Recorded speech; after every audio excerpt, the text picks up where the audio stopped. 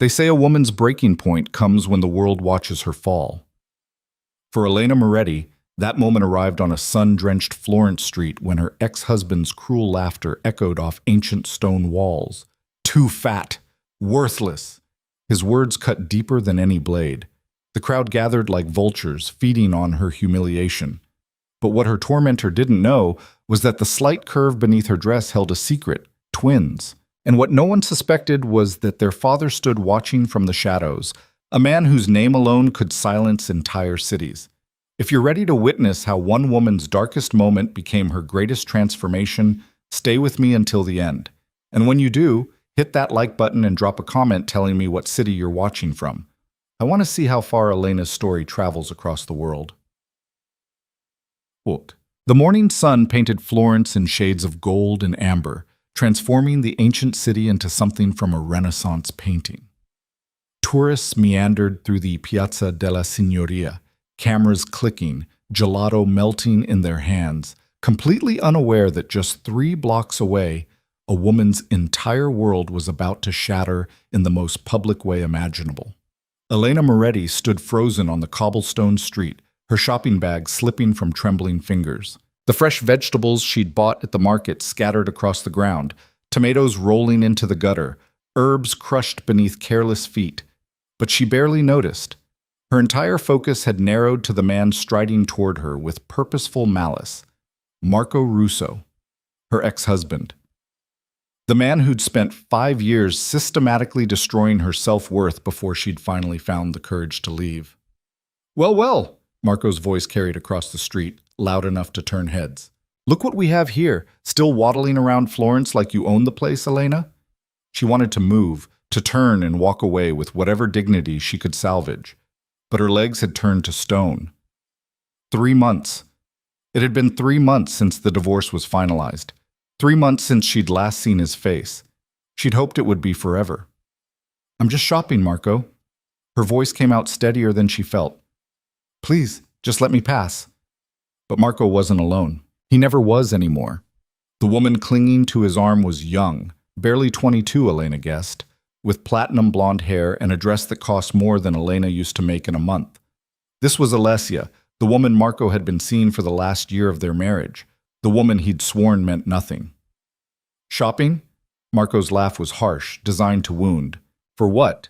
More food you don't need?" He turned to the small crowd that was beginning to gather, playing to his audience like the narcissist he'd always been. "My ex-wife, ladies and gentlemen, I spent 5 years trying to help her, trying to encourage her to take care of herself. But look at her now." Elena felt her face burning. The crowd was growing larger, tourists with their phones out, locals pausing their afternoon passaggio to watch the drama unfold. An elderly woman clutched her shopping bag and whispered to her companion. 2 teenage girls giggled behind their hands. "Marco, please." "Please what?" He stepped closer, and Elena caught the familiar scent of his cologne, the same one that used to make her feel safe before she learned what kind of man really wore it.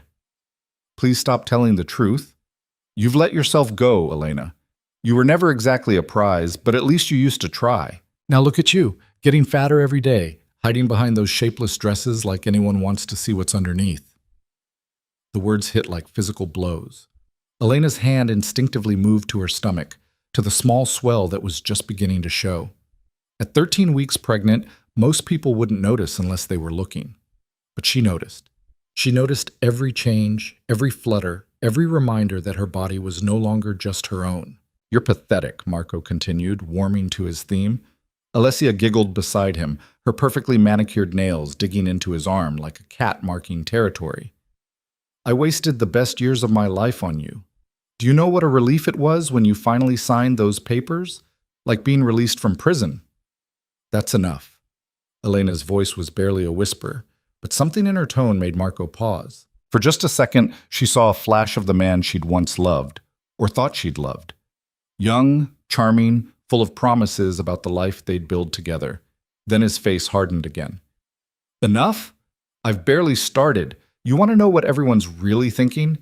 They're wondering what I ever saw in you. They're wondering how someone like me ended up with someone so—" "I said that's enough." The new voice cut through Marco's tirade like a blade through silk. Deep, controlled, carrying an authority that made everyone in the vicinity go still. Even the tourists sensed something had shifted, their phones lowering slightly as they tried to identify the source of that voice. Elena knew it immediately. She'd heard it whisper in her ear during stolen moments, had felt it rumble through his chest when she laid her head there in the quiet hours before dawn. A voice she'd never expected to hear in this context, in this moment of ultimate humiliation. Dante Valieri. He emerged from the shadows of a nearby cafe, moving with the kind of fluid grace that spoke of absolute confidence. Tall, broad-shouldered, dressed in a perfectly tailored charcoal suit that probably cost more than Marco made in 6 months. His dark hair was styled back from a face that belonged on Roman statues. Strong jaw, sharp cheekbones, eyes so dark they appeared black in certain lights.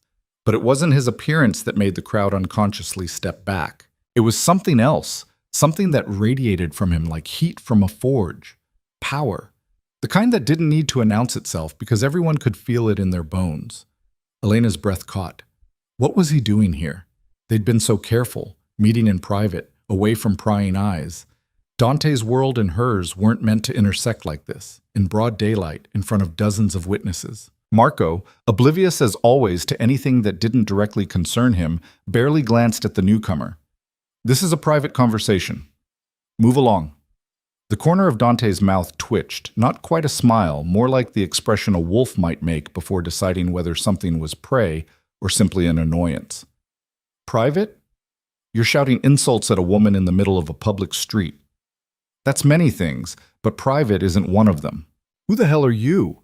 Marco's voice took on an edge of irritation. Her new boyfriend. Trust me, friend, you're making a mistake. She's not worth the trouble. High maintenance, emotionally needy, and as you can see, he gestured crudely at Elena's body, not exactly taking care of herself these days. Elena wanted to disappear. Having Dante witness this was somehow worse than enduring it alone. He'd only ever seen her at her best, dressed for their private dinners, confident in the sanctuary of his presence. Now he was seeing her as Marco saw her, diminished, humiliated, weak. But when she dared to meet Dante's eyes, she didn't find the disgust or pity she expected. Instead, there was something cold and dangerous burning there, like ice that could cut. Not worth the trouble, Dante repeated, his voice so soft that Elena barely heard it. Yet somehow, it carried to every person in the growing crowd. Interesting assessment. Tell me, how long were you married? Marco puffed up his chest, apparently mistaking Dante's calm for weakness. 5 years. 5 long years before I finally wise up and... 5 years, Dante interrupted, during which you consistently cheated on your wife, drained her savings to support your gambling habit, and systematically destroyed her self-esteem to mask your own inadequacies.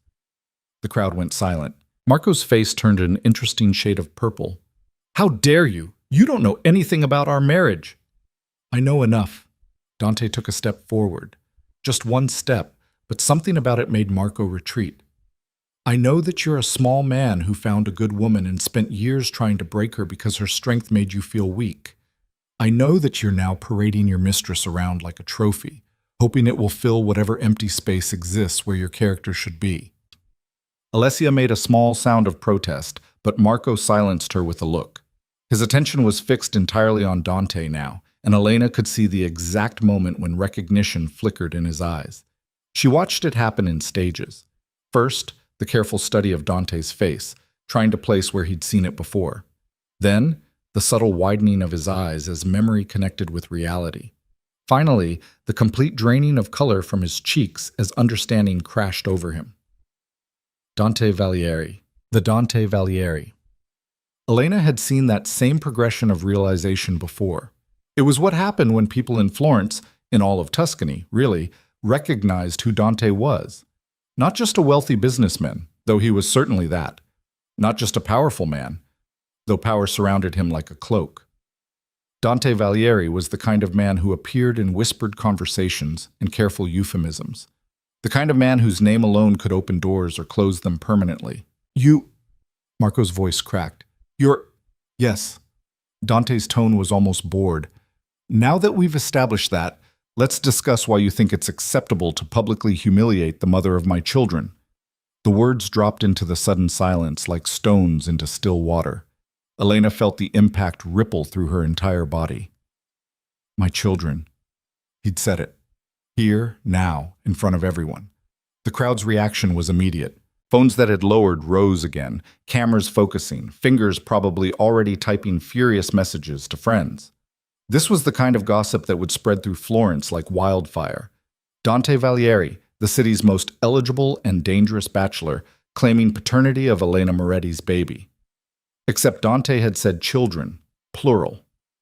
Marco's mouth opened and closed soundlessly.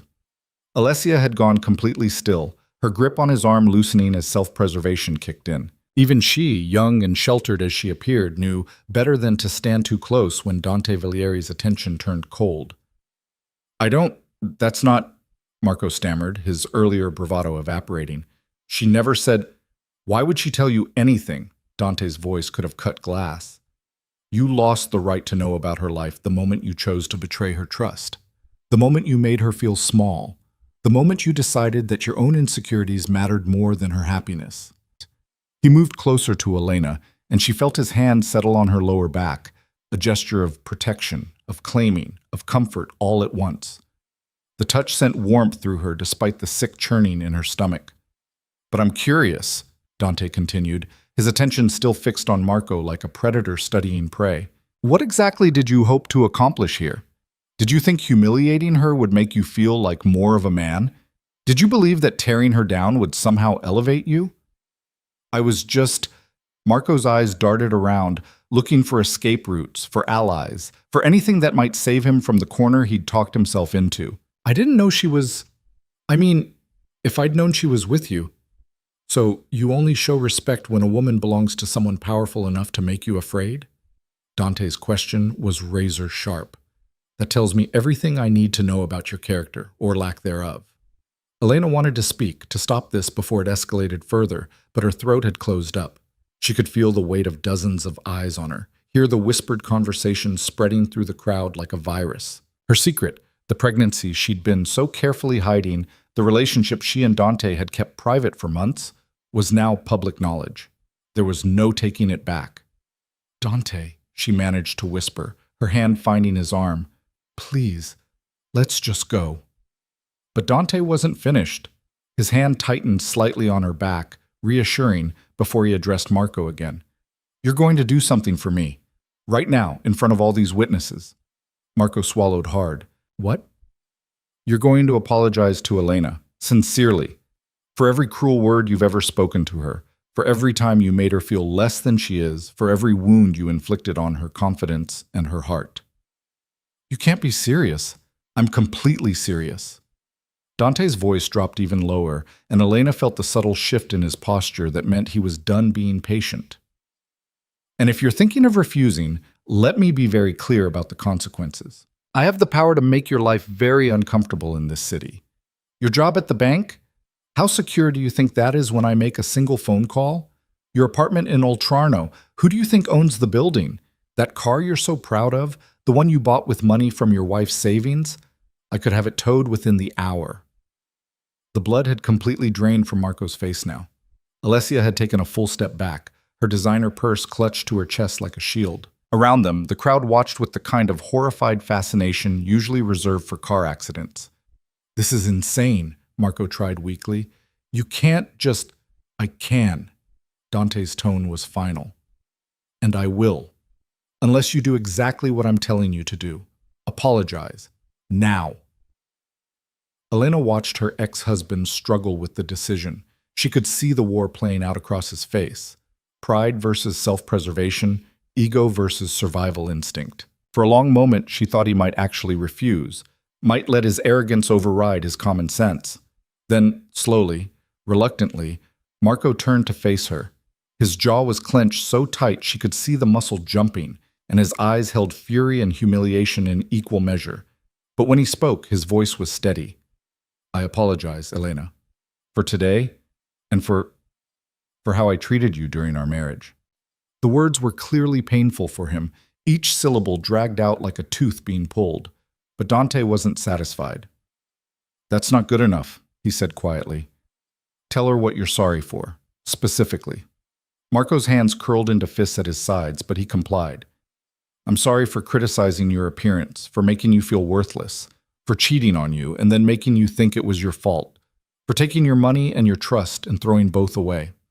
His voice was getting rougher now, emotion bleeding through despite his efforts to maintain control. "I'm sorry for every time I made you cry, every time I made you doubt yourself, every time I chose my own ego over your feelings." Elena stood frozen, unsure how to respond. Part of her had dreamed of this moment, of Marco finally acknowledging the pain he'd caused, of hearing him admit what he'd done. But now that it was happening, she felt nothing but a strange, hollow emptiness. "And?" Dante prompted. Marco's jaw worked. "And you deserved better. You deserved better than what I gave you." For several long moments, the only sound was the distant traffic and the murmur of the crowd. Elena could feel tears pricking at her eyes, but she refused to let them fall. She'd cried enough over Marco Russo. He didn't get any more of her tears. "Thank you," she said finally, her voice quiet but steady. "I accept your apology." Dante's hand moved from her back to her hand, his fingers lacing through hers. The gesture was possessive, protective, and utterly public. If there had been any doubt about their relationship before, it was gone now. "Now leave," Dante said to Marco, his tone leaving no room for argument.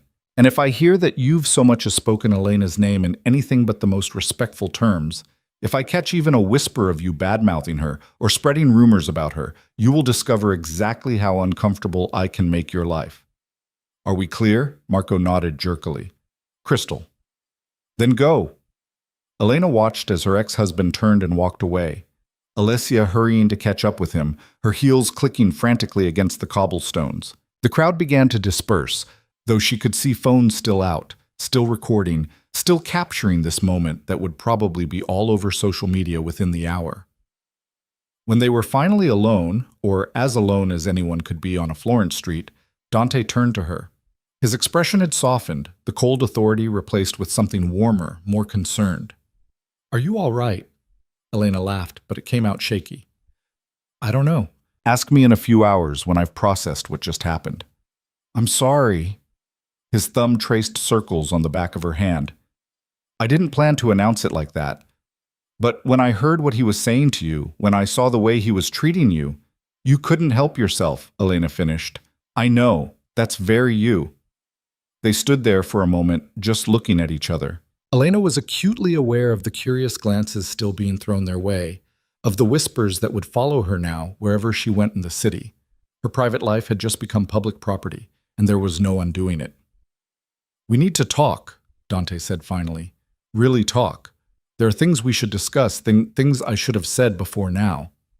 "Yes," Elena agreed, "but maybe somewhere less public." A small smile tugged at his lips. "My car is around the corner. Let me take you home.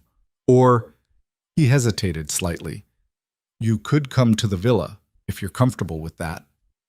The villa. Elena had been there twice before, both times feeling like she was stepping into another world. Dante's home was a sprawling Renaissance estate on the hills overlooking Florence, all marble floors and priceless artwork and rooms that echoed with centuries of history. It was beautiful and intimidating in equal measure, much like the man who owned it. The villa, she decided, will have more privacy there. Dante nodded and began guiding her toward his car, his hand never leaving hers. As they walked, Elena's mind raced. Everything had changed in the span of 15 minutes. Her secret was out. Dante had publicly claimed her and the babies, the life she'd been carefully constructing for herself, quiet, private, safe, had been shattered. But as she glanced at the man beside her, at the strong profile and the protective way he kept her close, she wondered if maybe that wasn't entirely a bad thing. The car was a sleek black Mercedes, parked in a narrow side street where most vehicles couldn't fit. Dante's driver, a mountain of a man named Carlo, who Elena had met once before, opened the back door with a respectful nod. "Miss Moretti," he greeted, his voice surprisingly gentle for someone his size. "Carlo," she replied, managing a small smile. The interior of the car was cool and quiet, a sanctuary from the chaos of the street.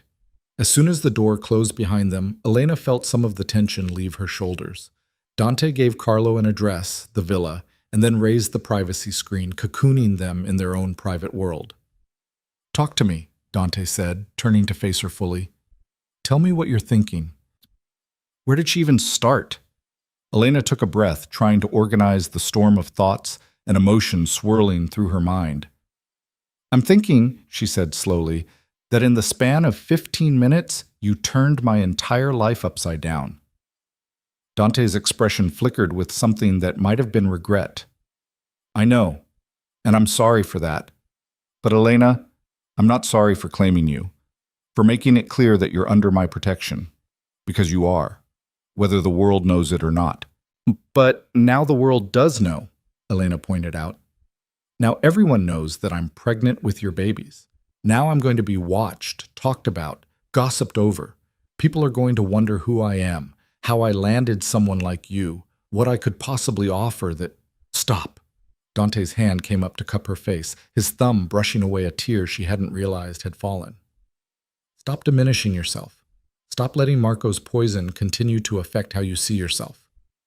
"I'm not—" "You are. You're sitting here telling me that people will wonder what you could possibly offer, as if you're not intelligent, beautiful, kind, and strong enough to bring me to my knees." Elena's breath caught. They'd never talked like this before, never been this direct about their feelings. Their relationship had developed in quiet moments and stolen afternoons, built on conversation and connection rather than grand declarations. "Dante, let me finish." His dark eyes held hers, intense and unwavering. "When I met you 4 months ago, I thought I knew what I wanted from life. Power, respect, control over my world. Then you walked into that gallery opening, and for the first time in years, none of that seemed to matter as much as simply being near you." Elena remembered that night. She'd been working at the small gallery in Santo Spirito, a quiet job that let her rebuild her confidence after the divorce. The owner had connections, and sometimes important people attended the openings. Dante had been one of them, though at the time, Elena hadn't known who he was. She'd only known that when he'd stopped in front of one of her favorite pieces, a modern interpretation of Persephone's descent, and asked her opinion, something had shifted in her chest. "You were wearing a blue dress," Dante continued, a small smile playing at his lips. "Dark blue, almost midnight. And you talked about the painting like it was a friend you were introducing me to, pointing out details I'd never have noticed on my own. You made me see it differently. You made me see everything differently." "It was just a conversation about art," Elena protested weakly. "It was never just anything." Dante's thumb continued its gentle stroking across her cheekbone. "Every moment with you has been extraordinary. Every conversation, every smile, every time you trusted me enough to let your guard down. And when you told me about Marco, about what he'd done to you, about how he'd spent years making you feel worthless," his jaw tightened visibly. "I wanted to find him and make him understand what it feels like to be systematically destroyed. But you didn't. No. Because you asked me not to. Because you said you wanted to move forward, not backward. Because you were trying to be the bigger person." He shook his head slightly. "I respected that choice. But watching him today, hearing the venom he was spewing at you in front of everyone, I couldn't stand by. I couldn't let him continue to tear you down without consequences." Elena understood. Of course she understood. Dante was a man of action, someone who'd built his power on never backing down, never letting threats go unanswered. Asking him to ignore Marco's cruelty had probably taken more restraint than she'd realized. "So now what?" she asked. "Now that everyone knows, now that you've publicly claimed me and the babies, what happens next?"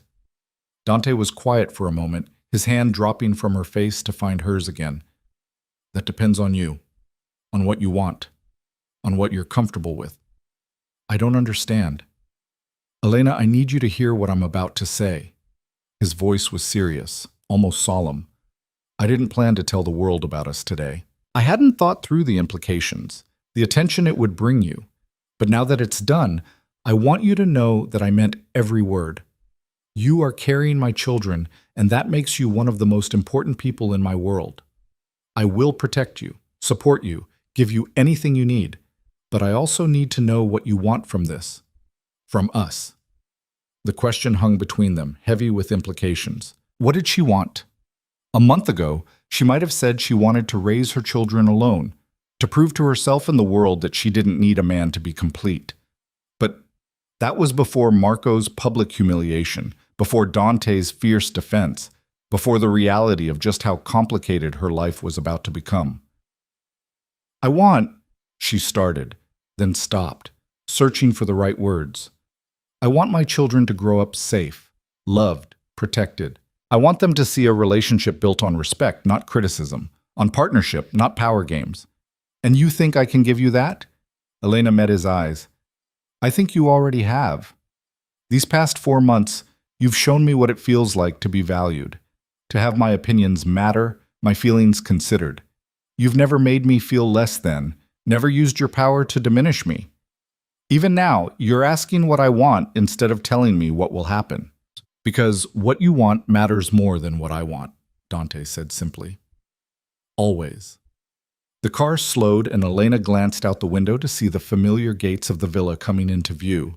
Tall wrought iron, backed by stone walls that had stood for centuries. Beyond them, she could see the main house rising against the Tuscan hillside. Cream-colored stone, terracotta roof tiles, windows that glinted in the afternoon sun. Home. Something whispered in the back of her mind. This could be home. The thought terrified and thrilled her in equal measure. Carlo brought the car to a smooth stop in the circular drive. Through the window, Elena could see the villa's front entrance, a massive wooden door that had probably witnessed countless arrivals over the centuries. How many women had passed through those doors? How many had arrived as she was arriving now, uncertain of their future but hoping for something better? Come inside, Dante said softly. Let me take care of you. We can figure out the rest together. Elena nodded, accepting his hand as he helped her from the car. The late afternoon sun was warm on her face, and the air smelled of lavender and rosemary from the gardens.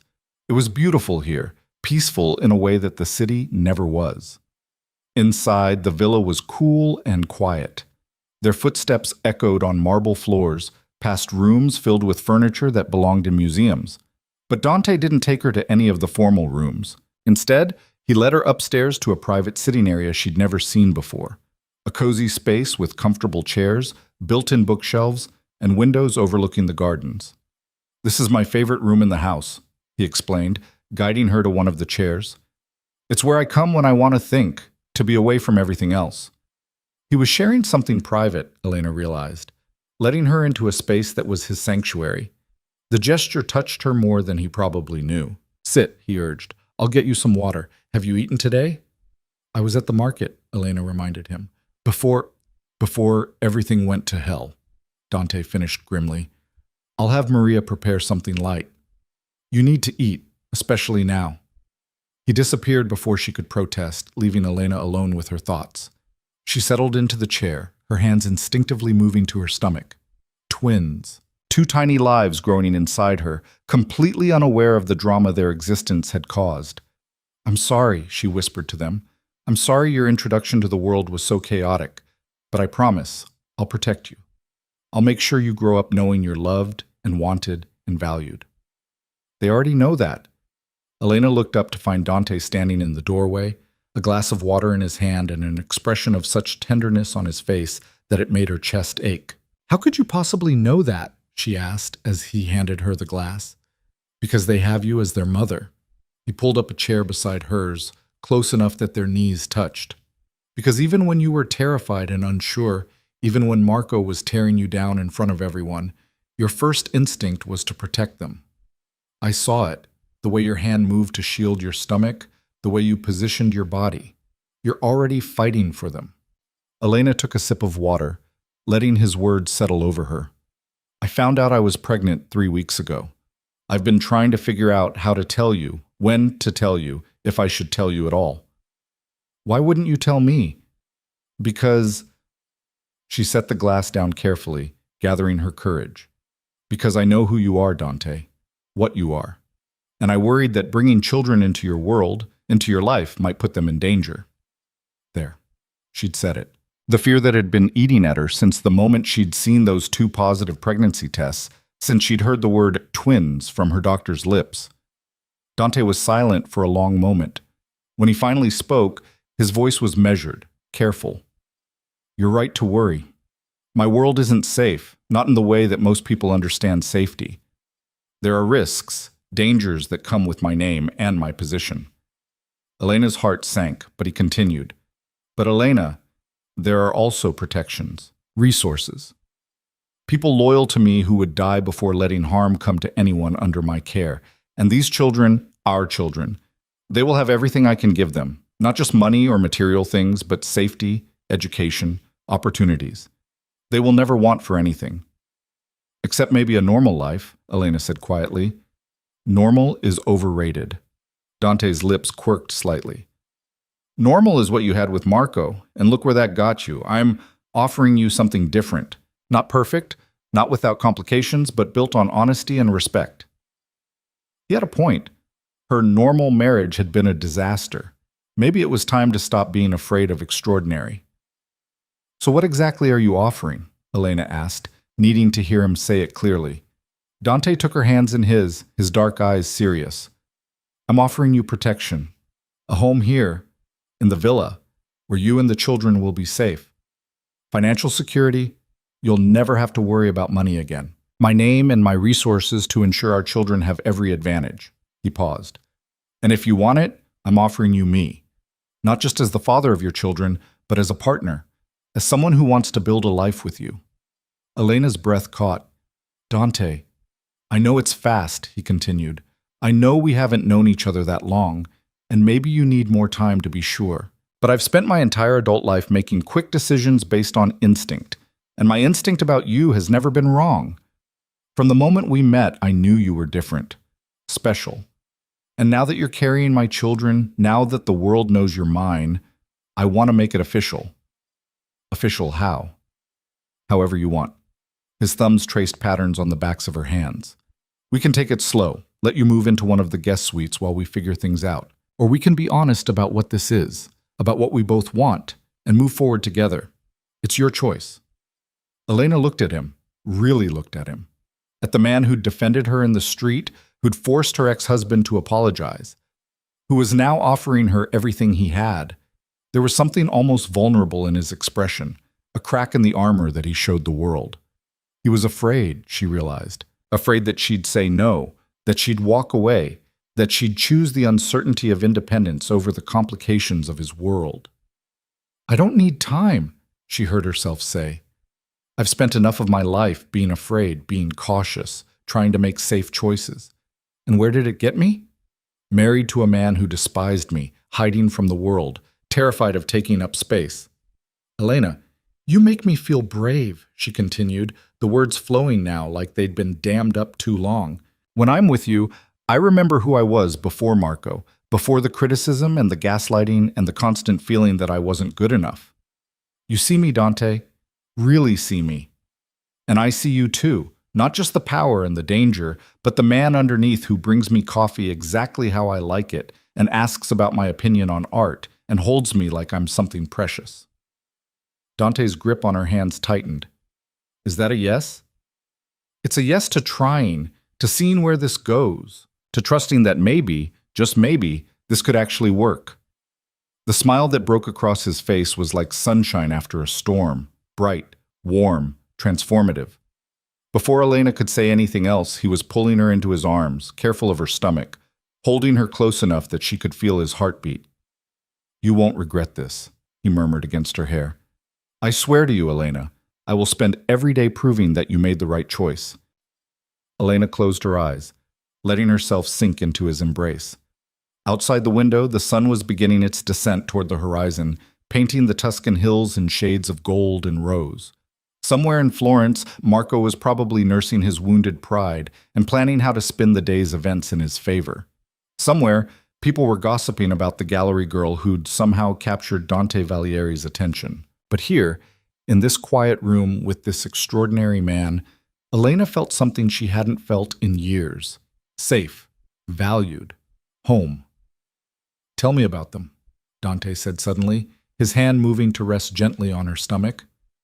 The twins. What did the doctor say? Elena smiled, her own hand covering his. She said they're healthy, growing right on schedule, both heartbeats strong. I was so shocked when she said both. I just stared at the screen trying to process it. 2 babies. Dante's voice held a note of wonder. Do you know, are they boys? Girls? Too early to tell. We won't know for a few more weeks. She paused. Does it matter to you? Not even a little. He shifted so he could look at her properly, his hand still warm against her stomach.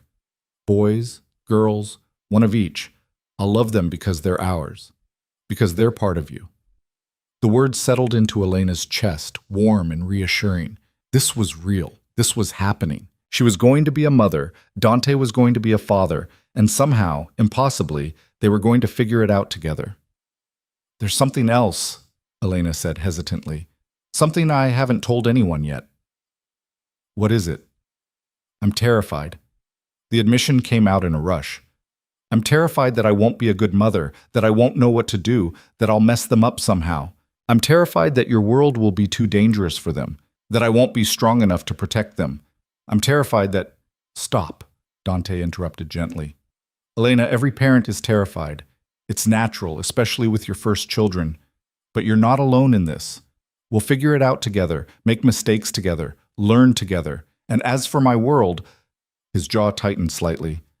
I promise you, no one will ever threaten our children. Anyone who tries will learn very quickly why that's a mistake they'll only make once. There was steel in his voice, a promise that was also a threat. Elena should probably have been frightened by it, by the casual way he implied violence. But instead she felt oddly comforted. Her children would have a father who would move heaven and earth to keep them safe. A soft knock at the door interrupted them. Dante called permission to enter, and a woman in her 50s appeared carrying a tray of food. Maria, Elena remembered, the housekeeper who'd been with Dante for years. I brought some fruit, cheese, and fresh bread, Maria said, setting the tray on a nearby table. Her eyes went to Elena, and there was something knowing in her expression. And some of that herbal tea that's good for expecting mothers. Elena felt herself blush. Of course the staff would know. Of course they'd figure it out. But Maria's smile was warm, genuine. Congratulations, miss. The house will be happy to have children in it again. Again? Elena filed that away for later questioning as Maria bustled out, closing the door quietly behind her. She seems pleased, Elena observed. Maria loves children. She had 3 of her own, all grown now, and she's been not so subtly hinting that I should settle down and start a family. Dante moved to the tray, fixing a plate for Elena. She's going to spoil those babies rotten. The image made Elena smile. This fierce man brought to his knees by an older woman's maternal instincts. Eat, Dante ordered gently, handing her the plate. You need to keep your strength up. Elena accepted the food, suddenly realizing how hungry she was. The confrontation with Marco had driven all thoughts of eating from her mind, but now her stomach was making its needs very clear. They sat in comfortable silence as she ate, Dante watching her with an expression of contentment that seemed almost foreign on his usually serious face. The light continued to fade outside, the gardens taking on that magical quality that dusk always brought. I should call the gallery, Elena said suddenly, remembering her job. Tell them I won't be in tomorrow. Or— She paused, uncertain. I don't know what I should tell them, actually. Tell them you're taking a leave of absence, Dante suggested. Effective immediately. You can decide later if you want to go back or pursue something else. I can't just quit my job. Why not? Dante's question was genuine, curious. Do you love it? Is it fulfilling? Does it bring you joy? Elena considered. The gallery job had been a lifeline after her divorce, something to occupy her time and rebuild her confidence. But love it? It's fine. It pays my bills and lets me be around art. Then find something you actually love. Dante leaned forward, his intensity focused entirely on her. Open your own gallery if you want. Curate private collections. Commission pieces from artists you admire. Whatever interests you, pursue it without worrying about the money or the practicality. That's one of the advantages of being with me. You get to choose what you do with your time based on passion, not necessity. The idea was intoxicating and terrifying in equal measure. Elena had spent so long in survival mode, focused on paying rent and rebuilding her life piece by piece, that she'd almost forgotten what it felt like to dream big. I don't know what I'd do, she admitted. You don't have to decide today, or this week, or even this month. Take your time. Focus on the pregnancy, on taking care of yourself. The rest will come. Elena finished her food, her mind already spinning with possibilities. What would she do if money was no object? What passions had she set aside during her marriage because Marco had deemed them impractical or stupid? Art restoration, maybe? She'd always loved the idea of bringing damaged pieces back to life, finding the beauty beneath layers of grime and neglect. Or maybe teaching, sharing her knowledge with others who felt the same wonder she did when looking at a perfectly composed painting. The possibilities felt endless, overwhelming in the best way. "Stay tonight," Dante said suddenly. "Let me show you which room will be yours. Let you get settled. Tomorrow we can go to your apartment and get whatever you need. But tonight, just stay." Elena knew she should probably go home, should take time to process everything that had happened. But the truth was, she didn't want to be alone. Didn't want to return to her small apartment with its memories of loneliness and its thin walls that did nothing to block out the world. "Okay," she agreed. "I'll stay." The relief on Dante's face was almost comical. He stood, offering her his hand. "Come on, let me give you the tour of your new home." Your new home. The words sent a thrill through Elena that she didn't quite want to examine too closely. Dante led her through the villa, pointing out rooms and explaining their history. There was the formal dining room where he never ate, preferring the smaller family dining area. The library with its floor-to-ceiling shelves and ladder on wheels. The music room with its grand piano that no one had played in years. Finally, they climbed the stairs to the second floor, where the bedrooms were. Dante's was at the end of the hall. Elena had seen it before, during one of their previous encounters, but he led her instead to a room 3 doors down. "This was my mother's room," he explained, pushing open the door. Before she passed. "It has the best view of the gardens and its own bathroom. I thought you might like it." Elena stepped inside and felt her breath catch. The room was beautiful, larger than her entire apartment, with cream-colored walls and furniture that managed to be both elegant and comfortable. The bed was enormous, covered in soft linens. French doors opened onto a small balcony overlooking the gardens, where the last rays of sunlight were painting everything gold. "Dante, this is..." She couldn't find the words. "It's too much. It's not nearly enough." He came to stand beside her, his hand finding the small of her back again. "You're carrying my children, Elena. You deserve every comfort I can give you." She turned to face him, and something in her expression must have given her away because his eyes darkened with understanding. They stood there for a moment, the air between them charged with possibility. Then Dante stepped back, creating distance. "You should rest. It's been a long day. And you need to take care of yourself. I'll have Maria bring you some night clothes and whatever else you need." He was being careful, Elena realized, giving her space, not assuming that staying here meant picking up where they'd left off before. It was both frustrating and endearing. "Dante?" she called as he moved toward the door. He paused, looking back. "Thank you. For today. For everything. For defending me when I couldn't defend myself."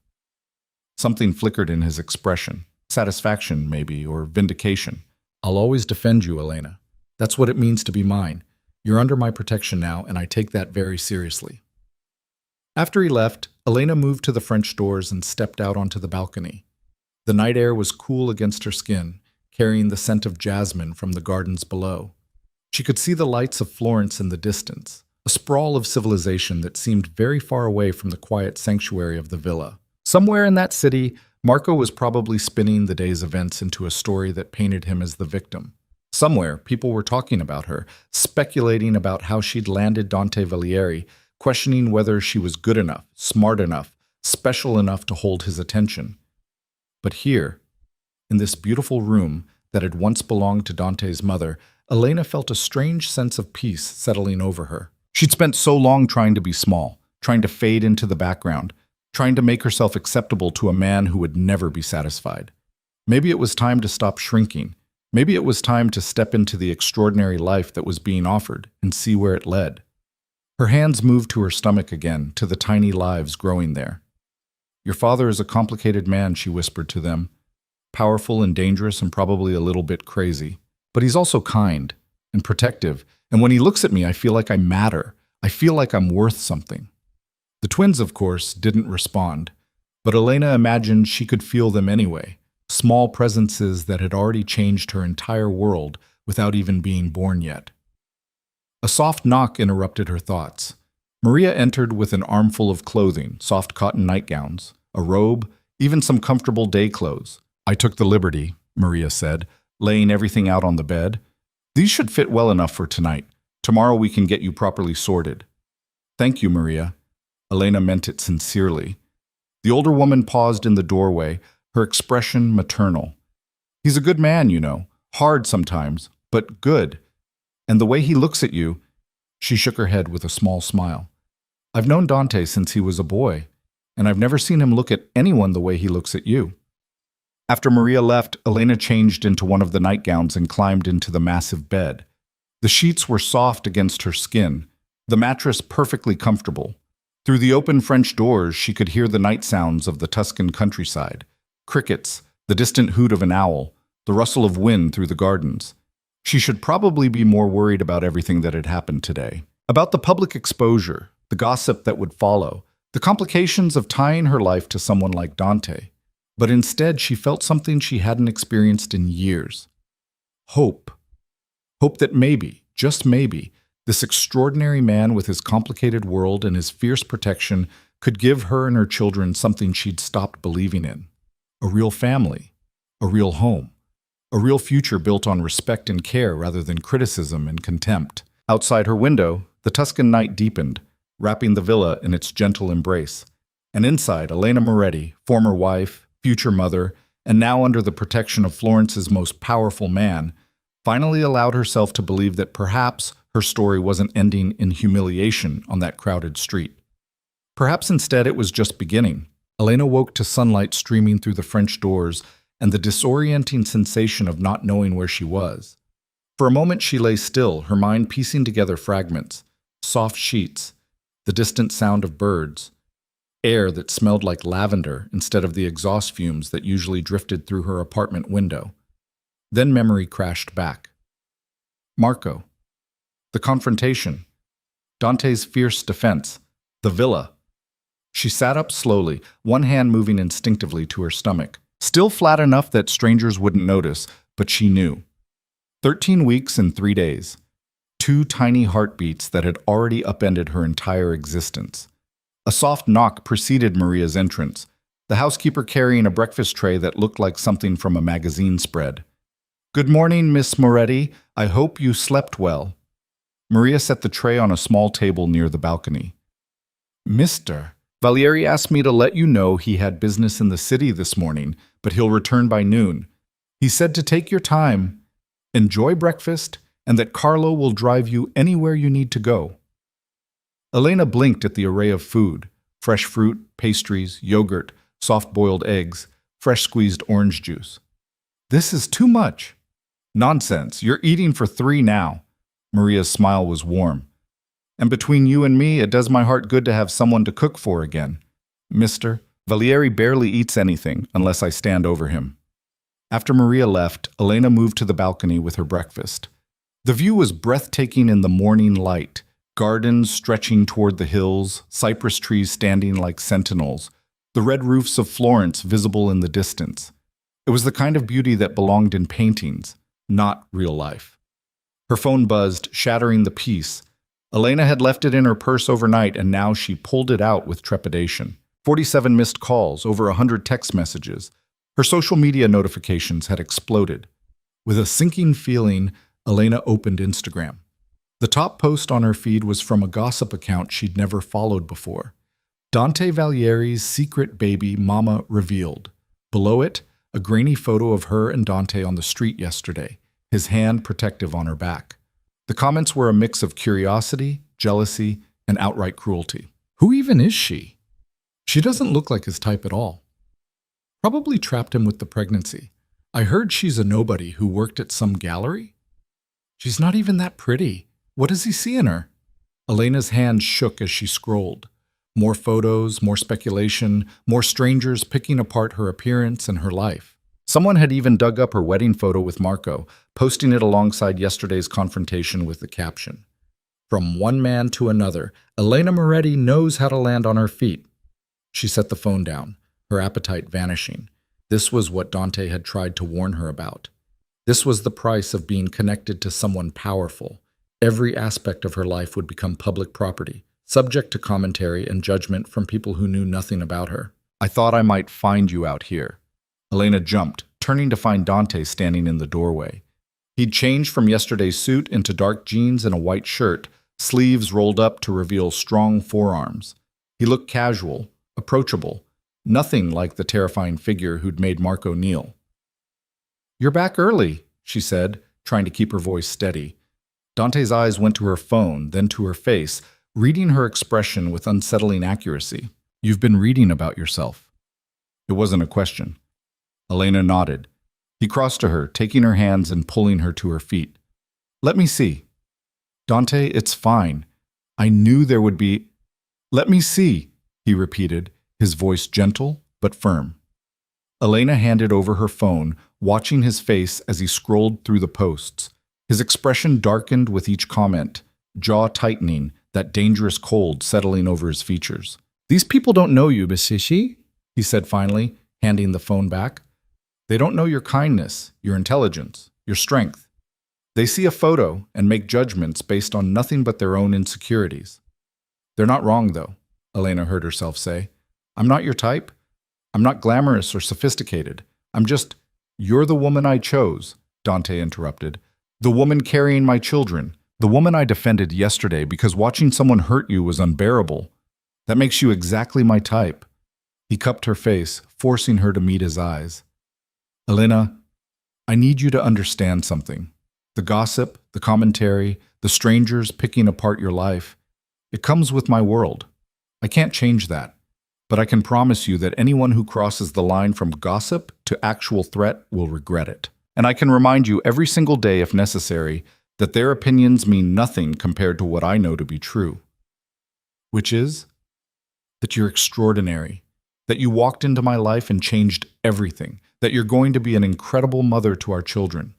His thumb brushed her cheekbone. "That I'm the lucky one in this equation, not you." Elena felt tears pricking at her eyes. "The comments said I trapped you." "Then they're idiots." Dante's voice was flat. "You didn't even want to tell me about the pregnancy. You were planning to raise them alone because you thought my world was too dangerous. If anyone was trapped, it was you, trapped by my refusal to let you face this alone." He had a point.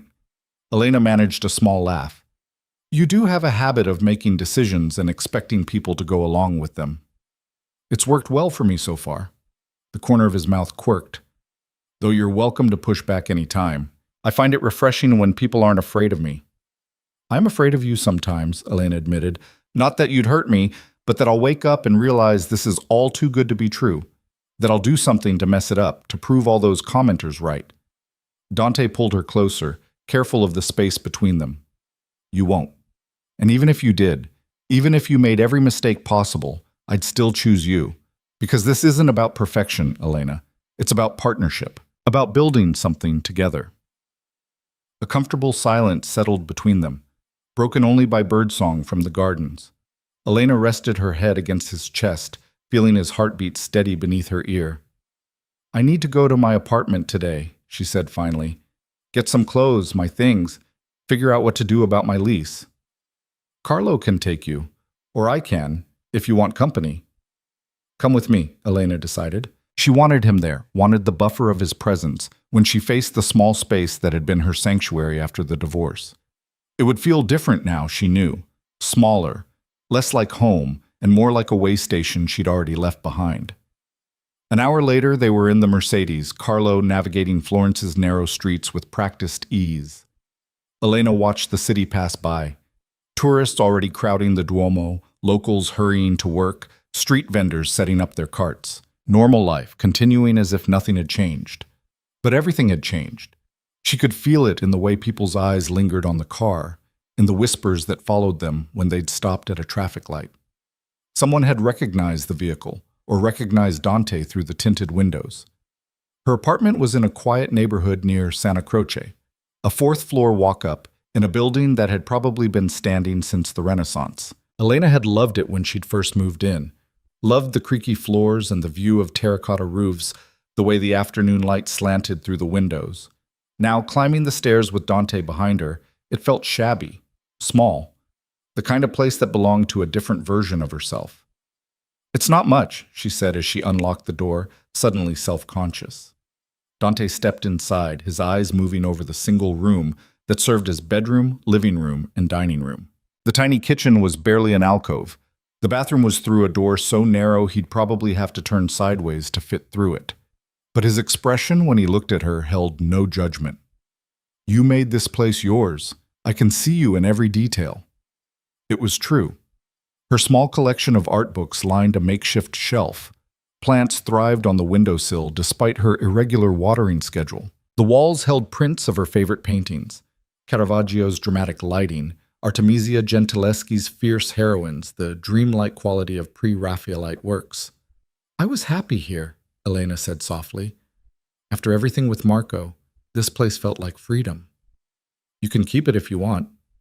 Dante moved to the window, looking out at the rooftops. "Keep it as a studio, a private space. I don't expect you to give up everything just because you're moving to the villa." The offer was generous, but Elena shook her head.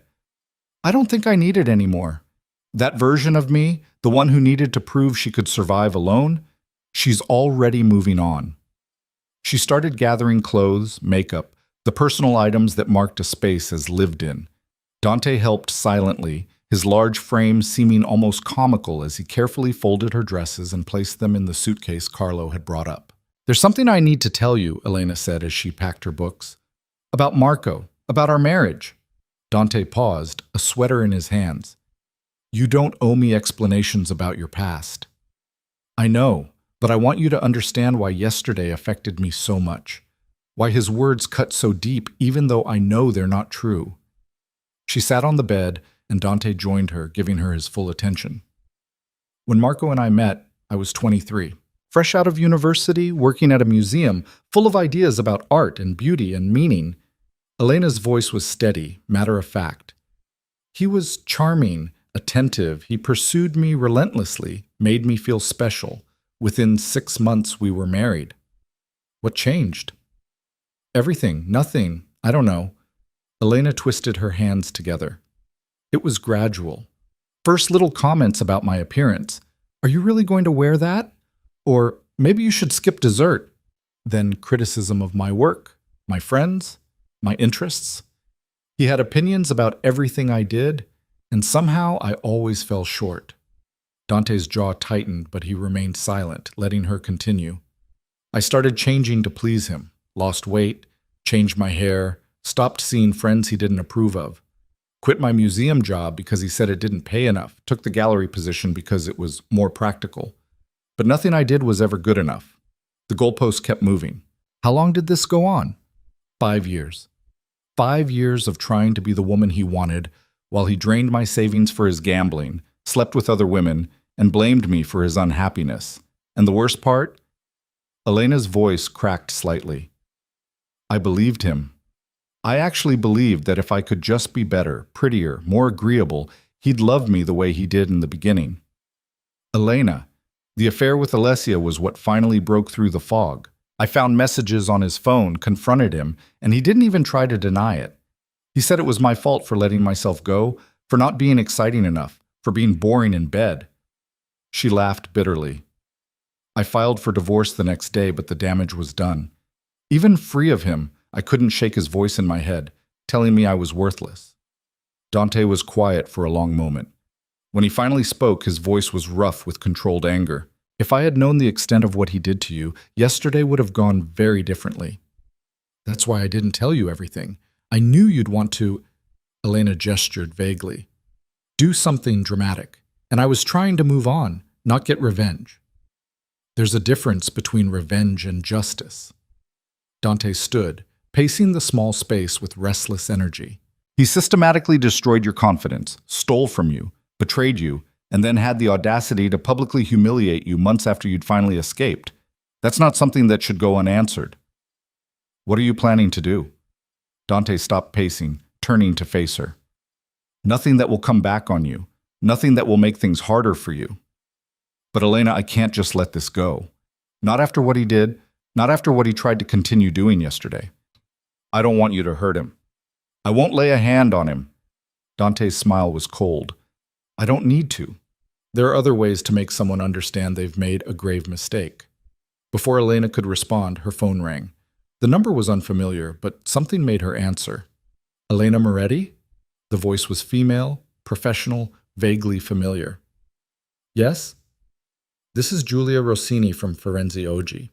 I was hoping to get a comment from you about your relationship with Dante Valieri. Our readers are very interested in learning more about the woman who's captured his attention. Elena's stomach dropped. A reporter, of course. I have no comment. Just a few questions. How did you meet? How long have you been together? Can you confirm the pregnancy rumors? No comment. Elena's hand shook as she ended the call. Immediately the phone rang again. Different number, same type of call. Then another, and another.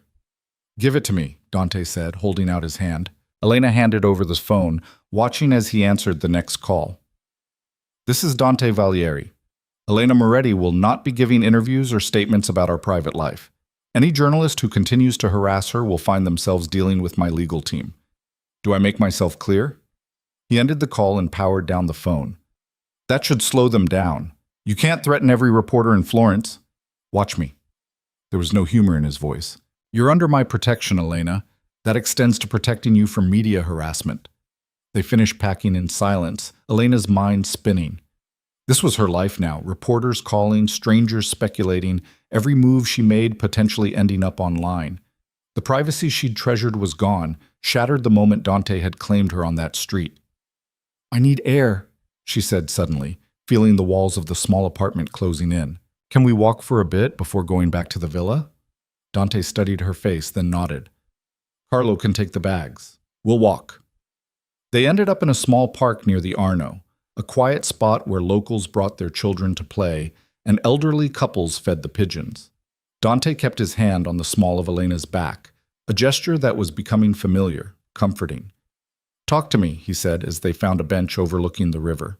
Tell me what you're thinking. Elena watched the water flow past, gathering her thoughts.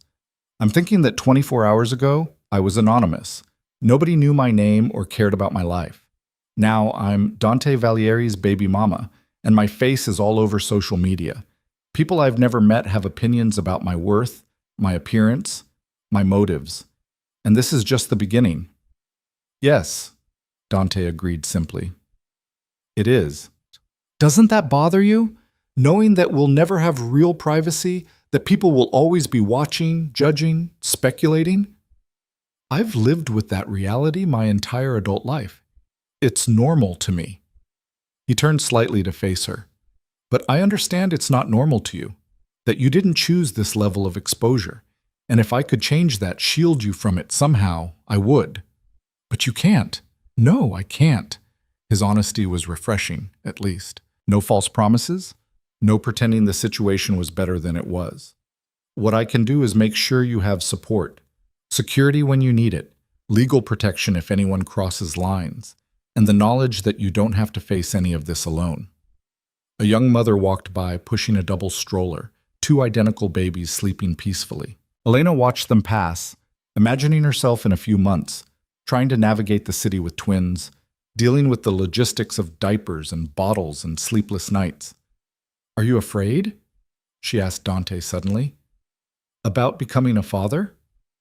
He was quiet for so long that Elena thought he might not answer.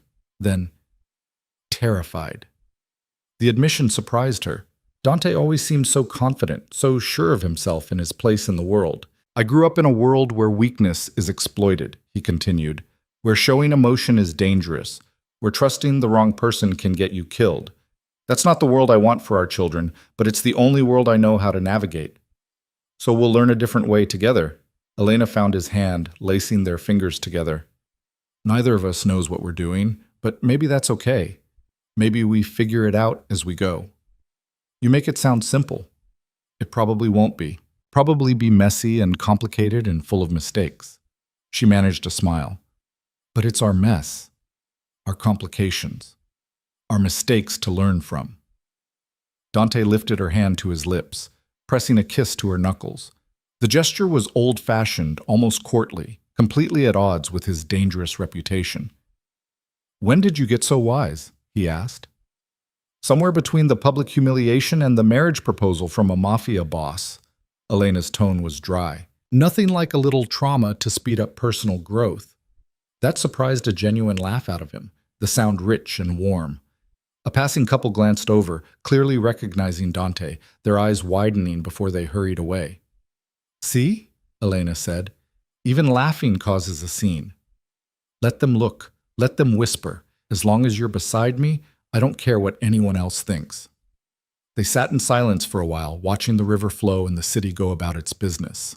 Elena tried to imagine what her life would look like 6 months from now, a year, 5 years. Would she still feel this strange mix of excitement and terror? Would she grow comfortable with the attention, the scrutiny, the constant awareness of being watched? "There's something else we need to discuss," Dante said eventually. "Something I should have brought up yesterday, but the timing never seemed right." Elena tensed. "What is it?" "My family. They'll need to be told about you, about the babies, and they'll want to meet you." "You have family in Florence?" "Some. My younger sister Chiara lives in Milan, but she visits regularly. My uncle Roberto handles some of the business interests here. There are cousins, associates, people who are family in everything but blood." He paused. "They're going to be curious about you, protective of me. Some of them may not understand why I've chosen to build a life with someone outside our world." "You mean they'll think I'm not good enough for you?" "They'll think I'm putting myself at risk by caring about someone who doesn't understand the complexities of my position," Dante corrected gently. "It's not personal, Elena. It's how they've been taught to think. Trust is earned slowly in my world." "So what do I do?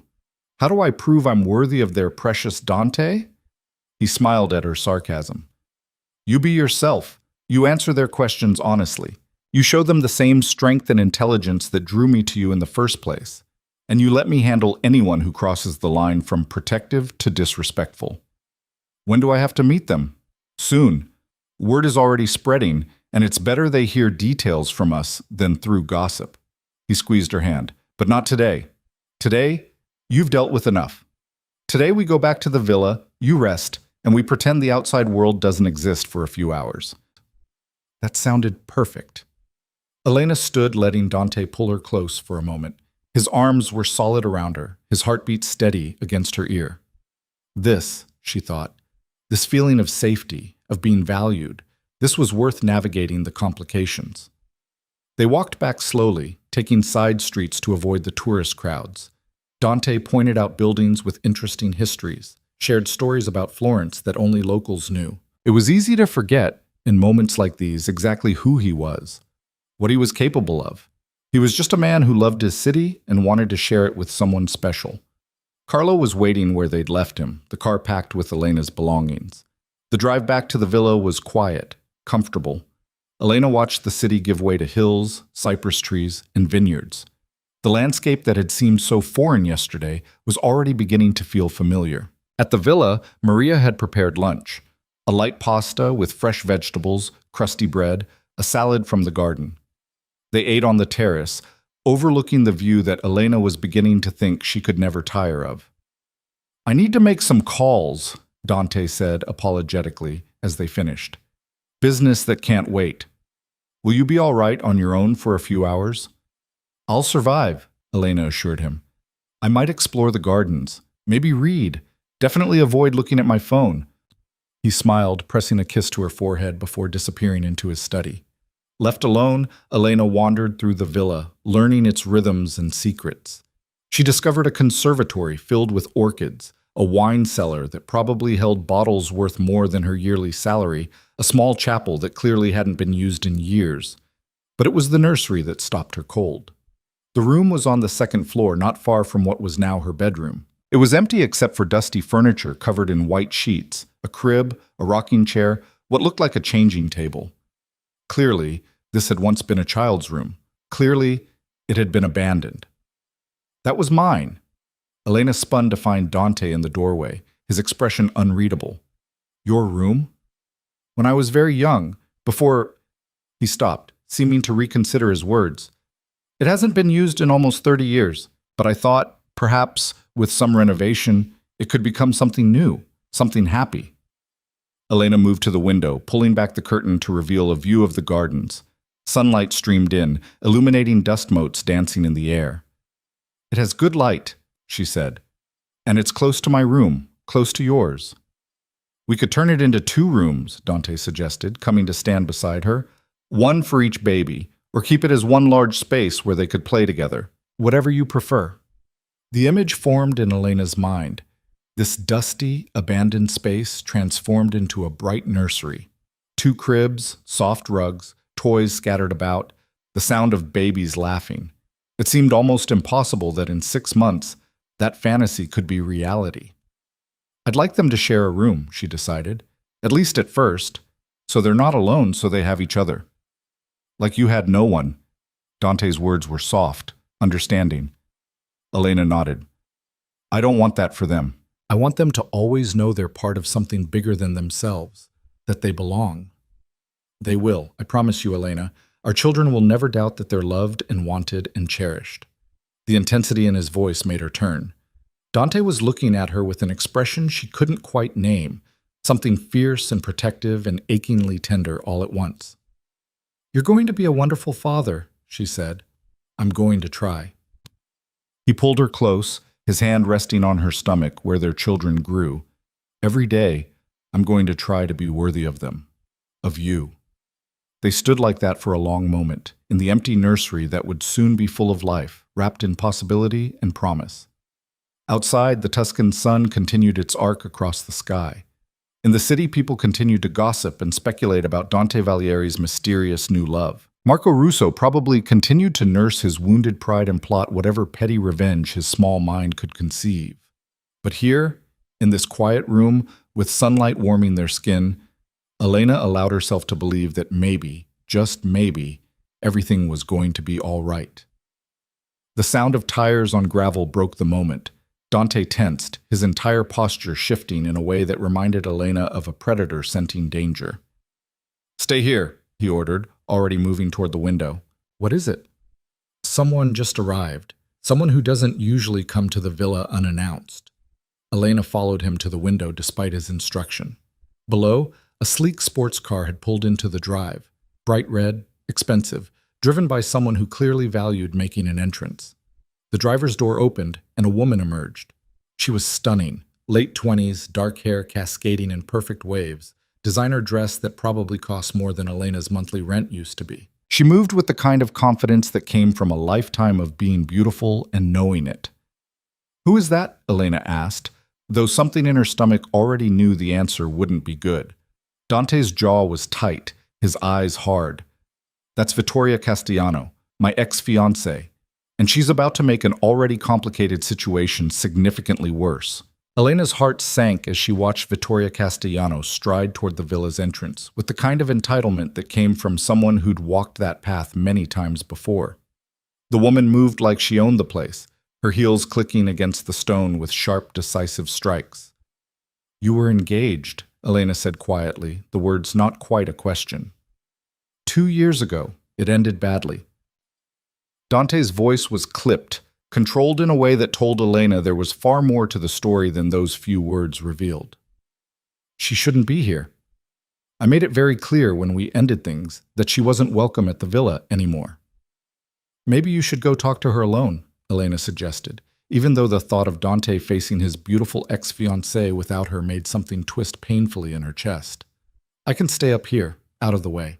Dante turned to her, his expression fierce. "No. You're not hiding like you're something to be ashamed of. You're the mother of my children, and this is your home now. If Vittoria has something to say, she can say it in front of both of us." Before Elena could argue, they heard the front door open downstairs, followed by Vittoria's voice ringing through the villa. "Dante! Darling, I know you're here. Your car is in the drive, and I saw movement in the upstairs windows. Don't make me come find you. You know I will." The familiarity in her tone made Elena's skin prickle. This was a woman who knew Dante intimately, who'd navigated this villa countless times, who probably knew which floorboard creaked on the stairs and which room had the best morning light. Dante's hand found Elena's, his grip reassuring. "Together," he said firmly. We face this together. They descended the stairs to find Vittoria standing in the entrance hall, examining her manicured nails with studied casualness. Up close, she was even more striking.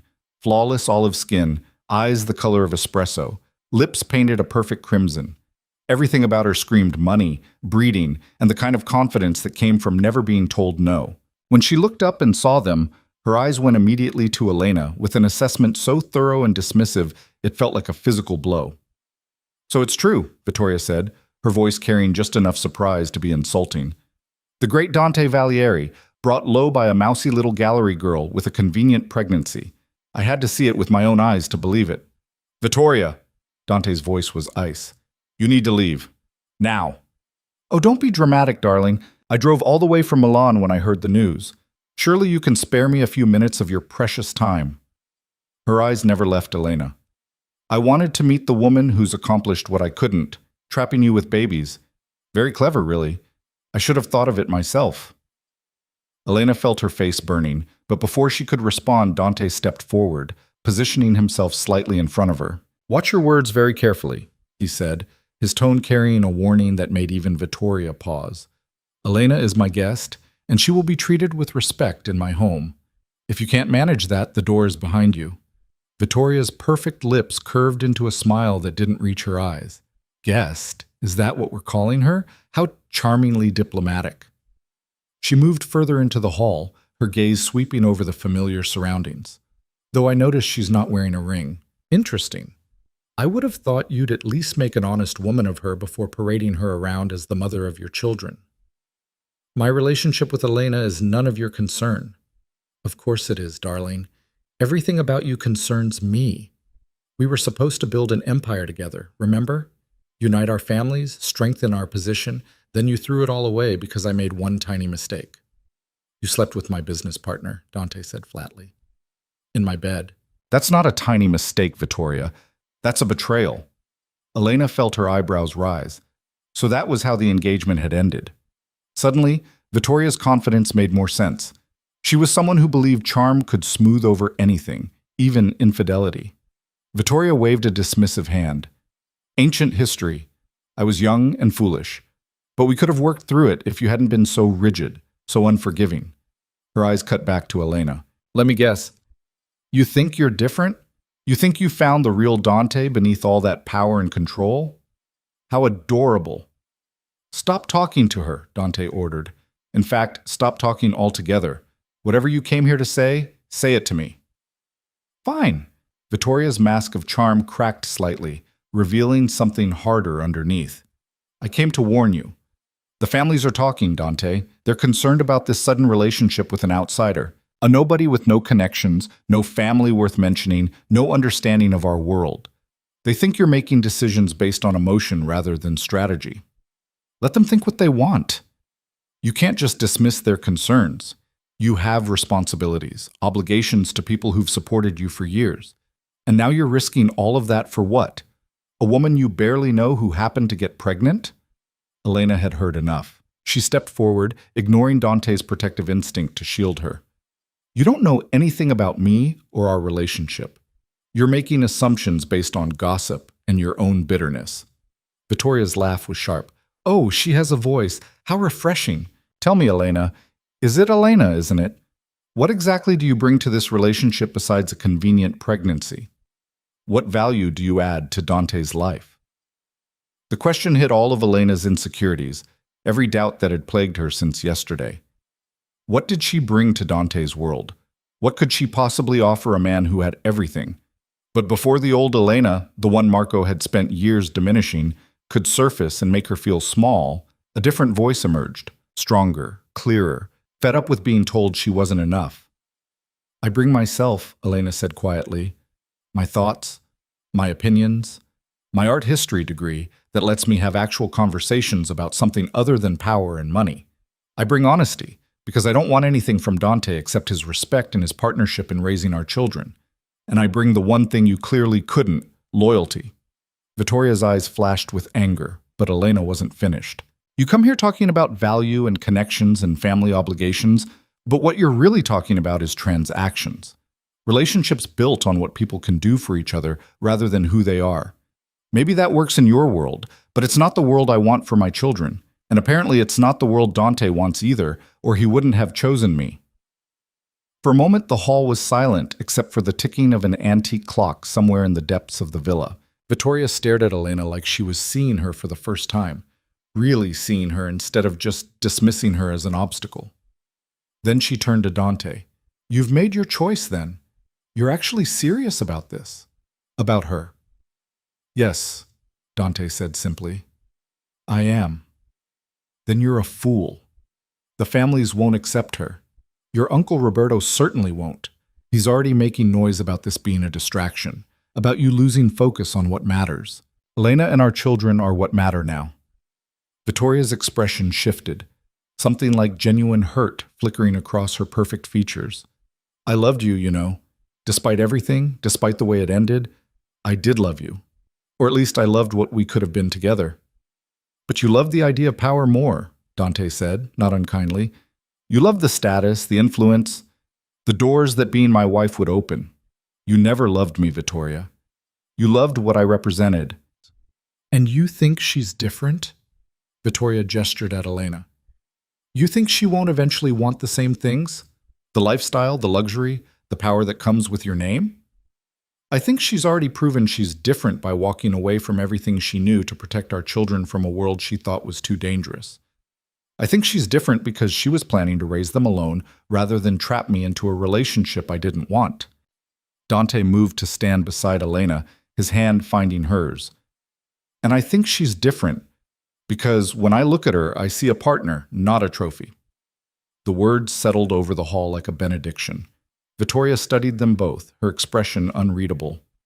Well, she said finally, smoothing her dress with deliberate care, I suppose there's nothing left to say except good luck. You're going to need it when the families start pushing back. When your uncle demands you choose between your legacy and this, she gestured vaguely at Elena, domesticity, when the reality of trying to blend your world with hers becomes impossible to navigate. I'll handle my family, Dante said. And Vittoria, don't come back here.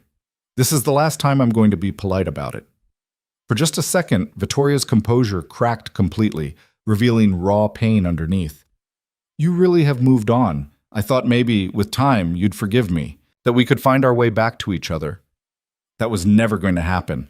Not after what you did, not after the trust you broke. You need to accept that and move forward with your own life.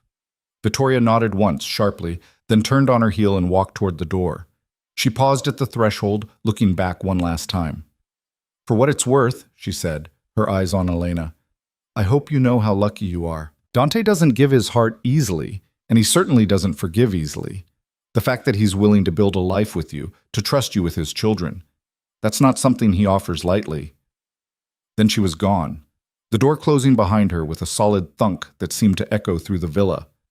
They heard her car start, tires crunching on gravel as she drove away, taking her bitterness and warnings with her. Elena released a breath she hadn't realized she'd been holding. Her hands were shaking, adrenaline from the confrontation making her knees feel weak. Are you all right? Dante asked, his thumb tracing circles on the back of her hand. I told off your ex-fiancé, your beautiful, sophisticated, connected ex-fiancé. Elena laughed shakily. I'm either very brave or very stupid. You were magnificent. Dante pulled her close, his arms solid and reassuring around her. The way you stood up to her, refused to be diminished. I've never been more proud of anyone in my life.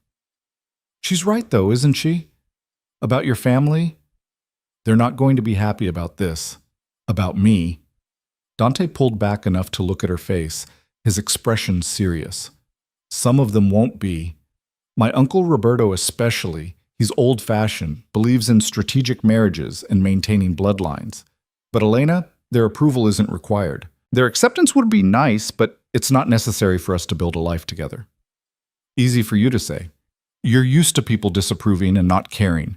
I'm used to trying to make everyone happy and failing anyway. Then maybe it's time to stop trying.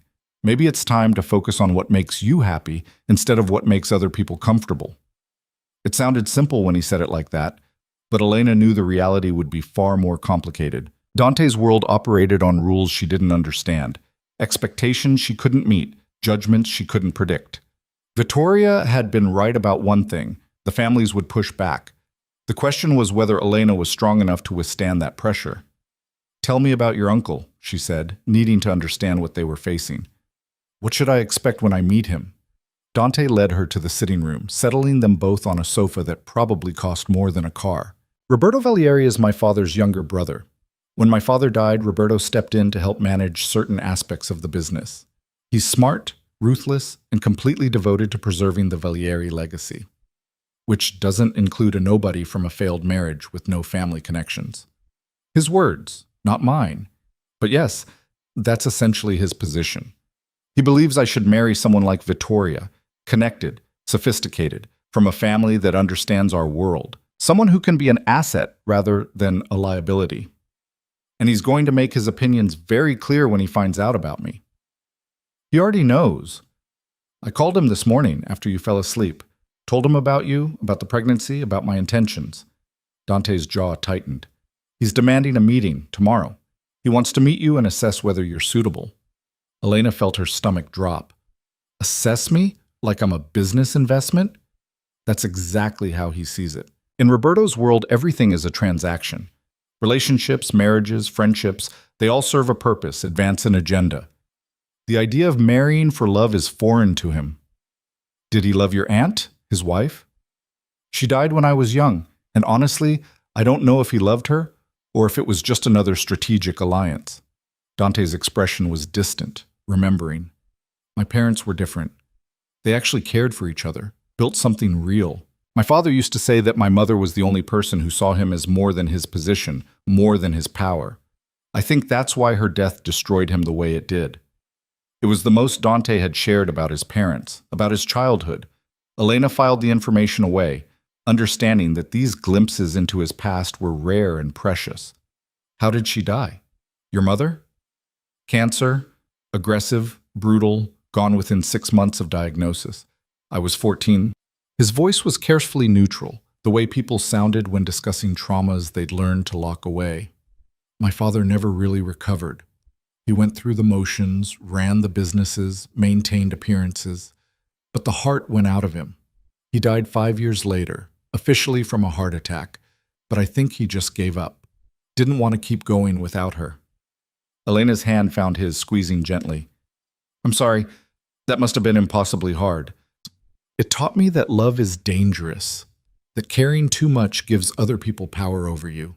For years, I swore I'd never put myself in that position, never let anyone matter enough to break me the way my mother's death broke my father. And now? Dante looked at her, his dark eyes intense. Now I'm starting to understand why he thought it was worth it, why he'd have chosen those years with her, even knowing how it would end. Because the alternative, going through life alone, never connecting, never risking, that's not really living at all. The moment stretched between them, heavy with meaning. Elena felt the weight of what he wasn't saying, the vulnerability he was showing her beneath the protective layers of power and control. A knock at the door broke the spell. Maria appeared, looking apologetic. I'm sorry to interrupt, Mr. Valieri, but you have a phone call. Your uncle. He says it's urgent.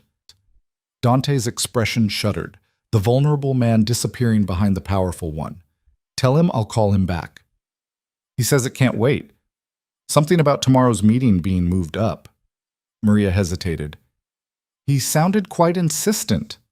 Dante swore under his breath, then looked at Elena. I need to take this. Will you be all right for a few minutes? Of course. I'll just... Elena gestured vaguely at the villa around them. Explore. Get more familiar with my new home. After Dante left, Elena wandered through the villa with no particular destination in mind. She found herself in the library, drawn to the floor-to-ceiling shelves packed with books in multiple languages. Some were clearly valuable, leather-bound first editions, rare volumes that belonged in museums. Others were more practical, business texts, legal references, histories of Florence and Tuscany. But it was a smaller shelf in the corner that caught her attention. Children's books, worn from reading, spines cracked from being opened again and again. Fairy tales, adventure stories, classics like Pinocchio and The Adventures of Tom Sawyer. These had been loved, cherished, read until the pages were soft. Dante's books, she realized, from when he was young, before his mother died, before he learned to lock his heart away. She pulled out one, an Italian translation of Where the Wild Things Are, and flipped through the pages. In the margin of one page, in a child's careful handwriting, Mama says everyone needs a place where they can be wild sometimes. Papa says I already am wild. The note made Elena's throat tight.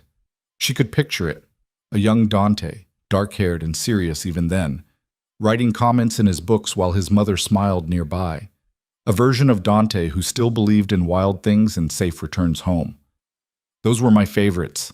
Elena jumped, not having heard him approach. Dante stood in the doorway, his expression soft as he looked at the book in her hands. Your mother read to you, Elena said. Every night. Even when she was sick, even when she could barely sit up, she'd have me bring her books and read to me. Said it was important to keep imagination alive, even in dark times. He moved closer, taking the book gently from her hands. After she died, I couldn't read them anymore. It hurt too much, remembering her voice doing all the different character sounds. But you kept them. I kept everything of hers. Her books, her jewelry, her art. I couldn't throw any of it away, even when my father wanted to, even when it felt like keeping them was just preserving the pain. He set the book back on the shelf carefully, reverently. Maybe I was waiting for a reason to bring them back out, for children who could love them the way I did. The image formed in Elena's mind, Dante reading to their twins, doing character voices, keeping his mother's tradition alive for a new generation. It was so domestic, so tender, so at odds with everything the world thought they knew about Dante Alighieri. What did your uncle want? Elena asked, pulling them back to the present. Dante's expression hardened. He's moving the meeting to tonight. Insists we come to his house in the city for dinner. Says if you're going to be part of this family, you need to understand what that means, and the sooner the better. Tonight? As in, a few hours from now? He's not a patient man, and he likes to keep people off balance, force them to react without time to prepare. Dante's jaw tightened. But I told him tomorrow at the earliest. You need time to rest, to settle in. This meeting happens on our terms, not his. What did he say to that? That I was already letting you influence my decisions, putting your comfort above family obligations, that this proves his concerns about your impact on my judgment. Dante's voice was tight with controlled anger. He's testing me, seeing if I'll choose you over his demands, trying to establish dominance before you've even met. Elena sank into one of the library's leather chairs, suddenly exhausted. This is going to be my life now, isn't it? People testing me, judging whether I'm worthy, watching for signs that I'm changing you or weakening you or whatever it is they're afraid of. Yes, Dante said honestly, pulling up a chair to face her. That's exactly what it's going to be like. At least at first, until you prove yourself. Until they learn that dismissing you is a mistake. And if I can't prove myself, if I'm not strong enough to stand up to people like your uncle or Vittoria or whoever else decides I'm not good enough, Dante leaned forward, taking her hands in his. Then I stand up for you. I make it clear that disrespecting you means disrespecting me, and I use every bit of power and influence I have to protect you from people who want to tear you down. I don't want you to have to fight your own family because of me. Elena, I've spent my entire adult life navigating family politics, managing egos, balancing competing interests. This is nothing new. The only difference is that now I'm doing it for something that actually matters to me rather than just maintaining power for its own sake. A thought occurred to Elena, uncomfortable but necessary. What if they're right? What if I do change you, make you soft or distracted or whatever they're worried about? What if being with me puts you at risk? Being with you has already changed me, Dante said simply. Made me think about the future differently. Made me want things I'd convinced myself didn't matter. If that's softness, then I'll embrace it. And as for risk, his smile was sharp, dangerous.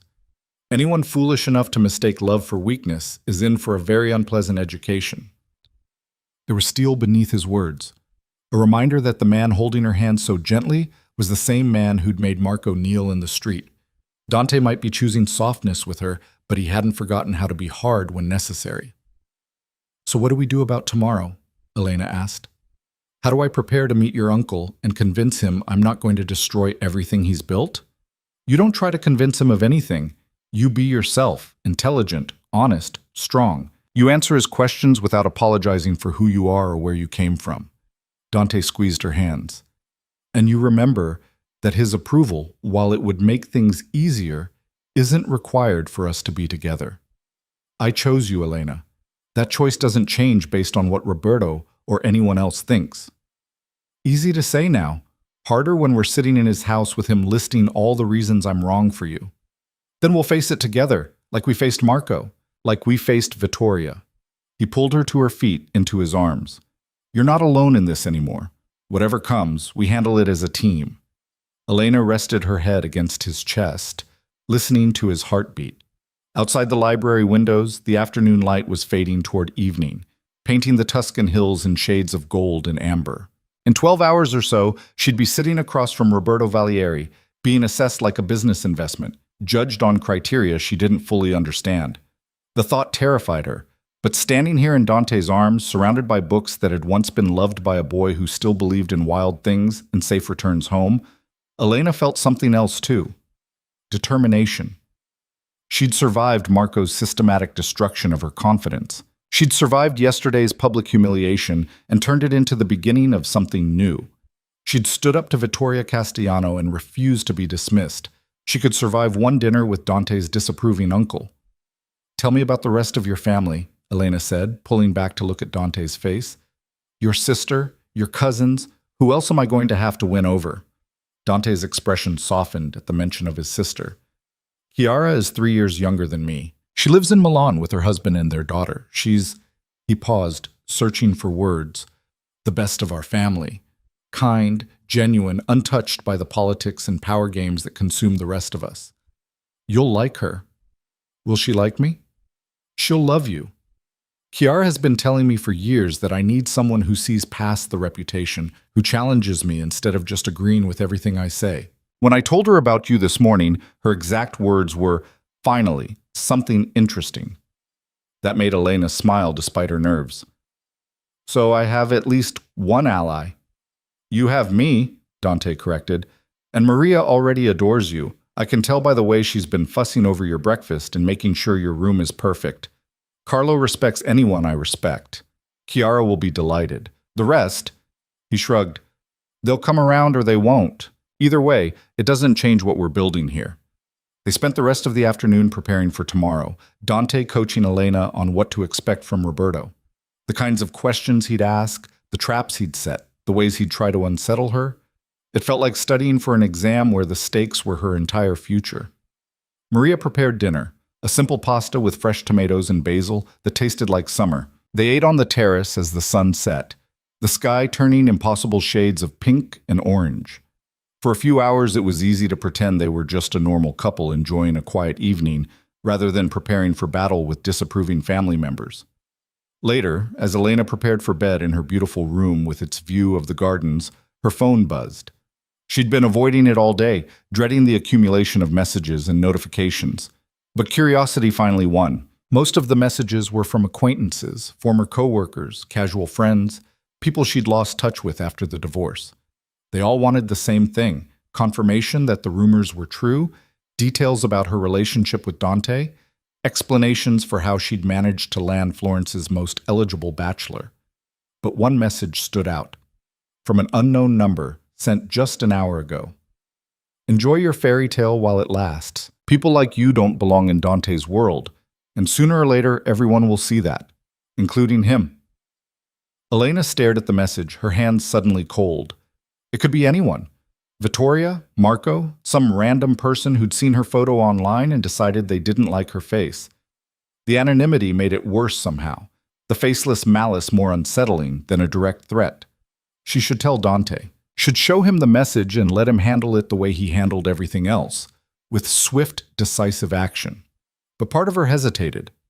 He was already dealing with his uncle's disapproval, his family's concerns, the complications of merging their two worlds. Did he really need to add stalker messages to the list? A knock at her door interrupted the debate. Dante stood in the hallway, changed into comfortable clothes, soft cotton pants, and a t-shirt that revealed the lean muscle of his arms. Can't sleep? He asked. Nervous about tomorrow, I guess. Elena set her phone down, screen side down. How do you not get overwhelmed by all of this? The family politics, the expectations, the constant need to prove yourself? I grew up with it. It's normal to me. He moved into the room, his eyes taking in her tense posture. But I remember what it was like the first time I had to face down my father's business associates. I was 19, barely knew what I was doing, terrified of saying the wrong thing and undermining everything he'd built. What happened? I said the wrong thing, made a mistake that cost us a significant deal. My father was furious. Dante settled into the chair by her window, his expression distant with memory. But afterwards, he told me something I've never forgotten. He said, "You're going to make mistakes. You're going to fail sometimes. The question is whether you learn from it or let it break you." Did you learn? Eventually, after a few more failures and a lot of bruised ego, his smile was rueful. The point is, Elena, you don't have to be perfect tomorrow. You just have to be willing to try, to stand up for yourself, to show Roberto that you're not someone who breaks easily. The rest will come with time. Elena wanted to believe him, wanted to feel the confidence he seemed to have in her abilities. But the message on her phone kept nagging at her, a reminder that not everyone wanted her to succeed. "Dante," she said hesitantly, "if someone was threatening me, not physically, but with words, trying to undermine my confidence or make me feel unwelcome, would you want to know?" His entire demeanor changed, the relaxed man replaced by someone alert and dangerous. "What happened? Did someone contact you?" She showed him the message, watching his expression darken as he read it. "This number isn't in your contacts." "No, I have no idea who sent it." Dante's jaw tightened, that cold fury she'd seen on the street settling over his features. "I'll have it traced. Find out who thinks they can threaten you without consequences." "It's just words. They probably don't even mean it." "Words can be weapons, Elena, and anyone using them against you needs to understand that there will be repercussions." He stood, pulling out his own phone. "I'm going to make some calls. Get this handled tonight so you don't have to worry about it tomorrow." "Dante, you don't have to." "Yes, I do." He crossed to her, cupping her face in his hands. "This is what I mean when I say you're under my protection. Not just from physical threats, but from anyone who wants to make you feel small or afraid or unwelcome. You're mine now, Elena, and I protect what's mine." The possessiveness in his voice should probably have bothered her, should have set off warning bells about control and ownership, but instead, it made her feel safe, valued, like she mattered enough to defend. After Dante left to make his calls, Elena finally crawled into bed, exhaustion catching up with her. Tomorrow would bring new challenges, new tests, new opportunities to prove herself or fail spectacularly. But tonight, in this beautiful room, in this impossible villa, she let herself rest. Her last thought before sleep claimed her was of 2 small heartbeats, growing steadily inside her. Whatever tomorrow brought, whatever challenges she faced, she was doing this for them. For the chance to give her children a life built on love and respect rather than criticism and contempt. That was worth facing down any number of disapproving uncles. Morning arrived too quickly, sunlight streaming through Elena's windows with the kind of cheerful intensity that felt inappropriate for someone facing what amounted to a tribunal. She'd slept poorly, dreams filled with faceless judges, and impossible tests she couldn't pass. Maria brought breakfast at 8, along with news that made Elena's stomach clench. "Mr. Valieri asked me to tell you the meeting with his uncle has been moved to 11 this morning," the housekeeper said, setting down a tray of food Elena suddenly had no appetite for. "He said to take your time getting ready, but that Carlo will have the car ready at 10:30. So Roberto had won that particular battle, forcing them to move on his timeline rather than theirs. Elena wondered what other small victories he'd claimed before the day was done. She forced herself to eat, knowing the babies needed nourishment. Even if her nerves were demanding, she skipped food entirely. Then she stood in front of her closet, now filled with clothes Maria had somehow procured overnight, trying to decide what one wore to meet a disapproving Mafia uncle. Too formal would seem like she was trying too hard. Too casual would be disrespectful. Too expensive would look like she was spending Dante's money already. Too cheap would confirm their suspicions that she was beneath their world. Finally, she chose a simple navy dress, elegant but not ostentatious, fitted but not tight enough to emphasize her small baby bump. She paired it with minimal jewelry and low heels, aiming for respectful and competent rather than trying to compete with women like Vittoria. Dante found her in front of the mirror, attempting to tame her hair into something sophisticated. "You look beautiful," he said, coming to stand behind her. "I look terrified." Elena met his eyes in the reflection, which is probably accurate. "Roberto is going to try to intimidate you. It's what he does, finds weaknesses and exploits them. But Elena, you need to remember something important." He turned her to face him, his hands gentle on her shoulders. "He needs me more than I need him. He manages certain business interests, yes, but ultimately, I'm the one with the final say. His power exists because I allow it to exist. So why are we going at all? Why give him this meeting if you don't need his approval? Because despite everything, he's family. Because he did step up when my father died and I was too young to handle everything alone. Because maintaining these relationships, even difficult ones, is part of how I keep my world stable."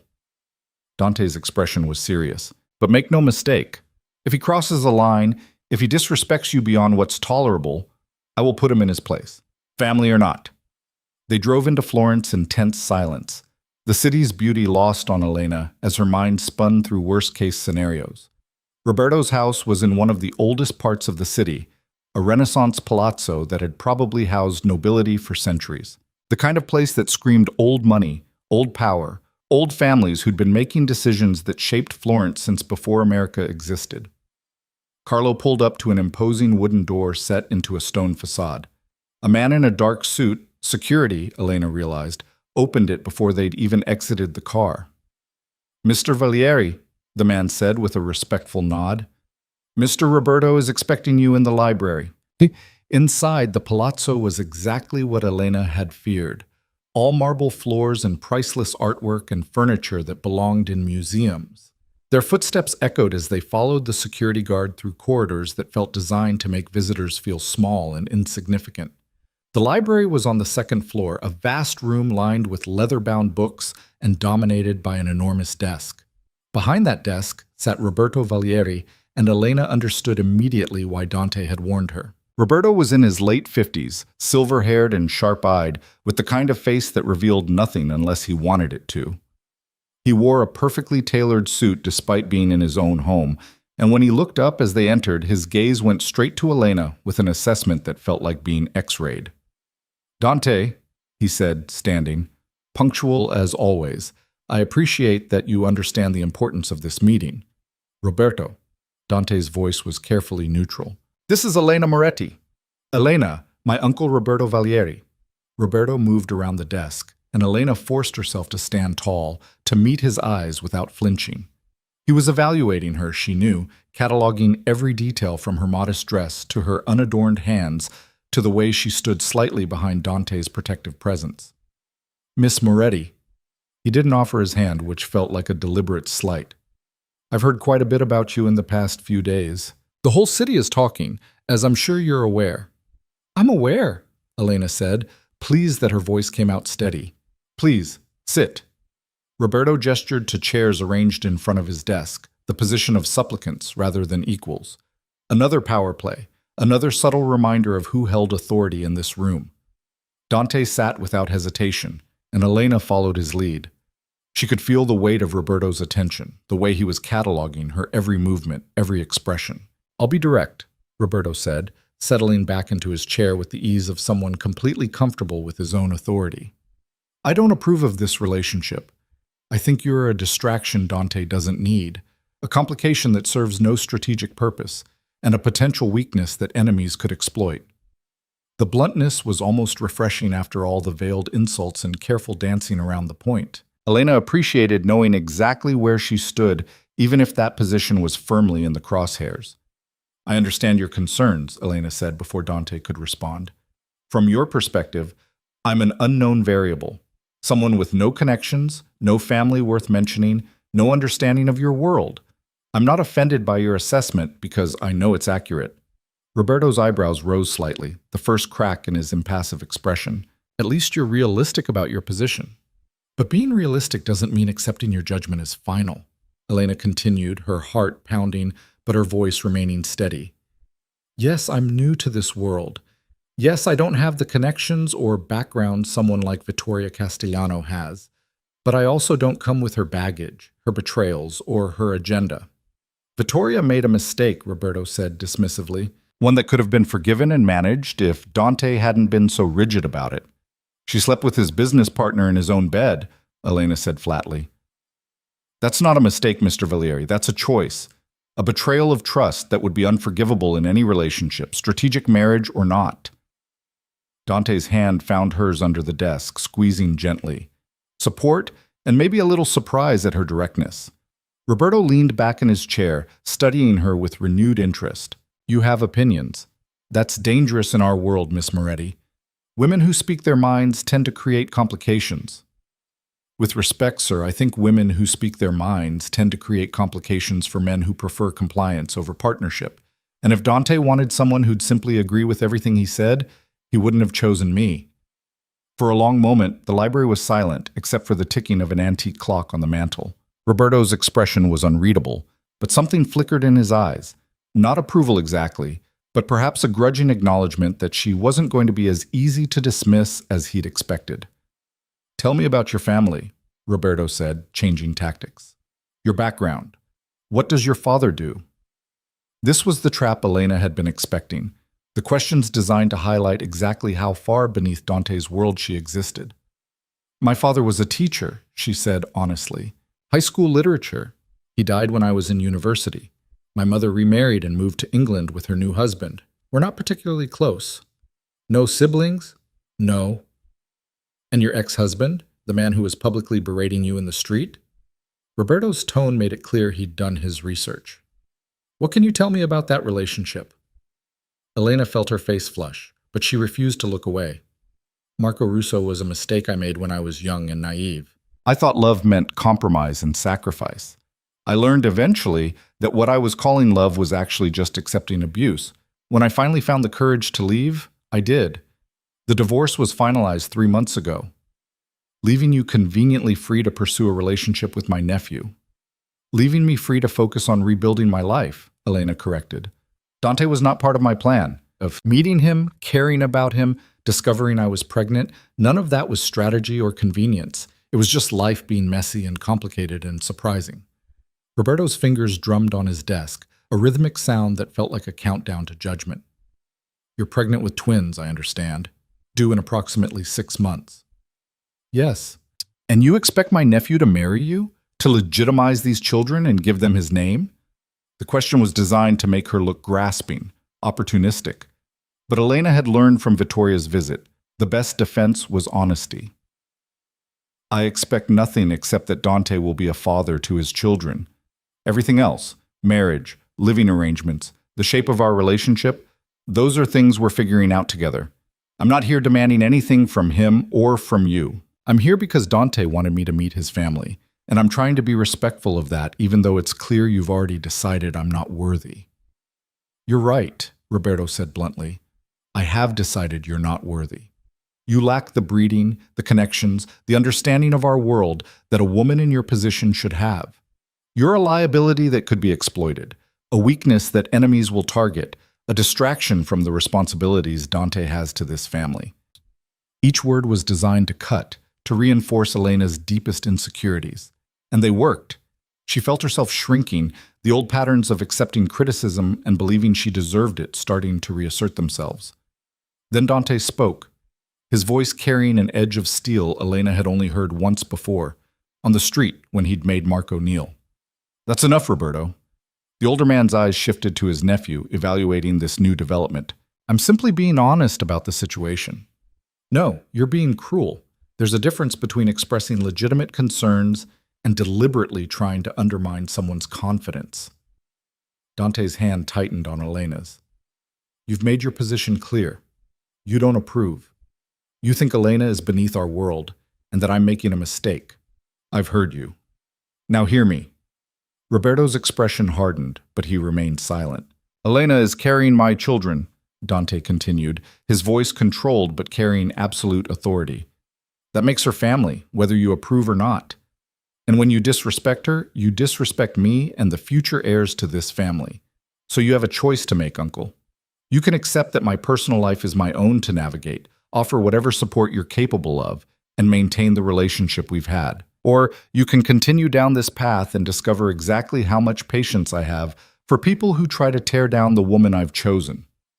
The threat was clear, though never explicitly stated. Roberto heard it. Elena could see the calculation in his eyes, the weighing of how far he could push before Dante's tolerance ran out. "You're willing to risk everything for her?"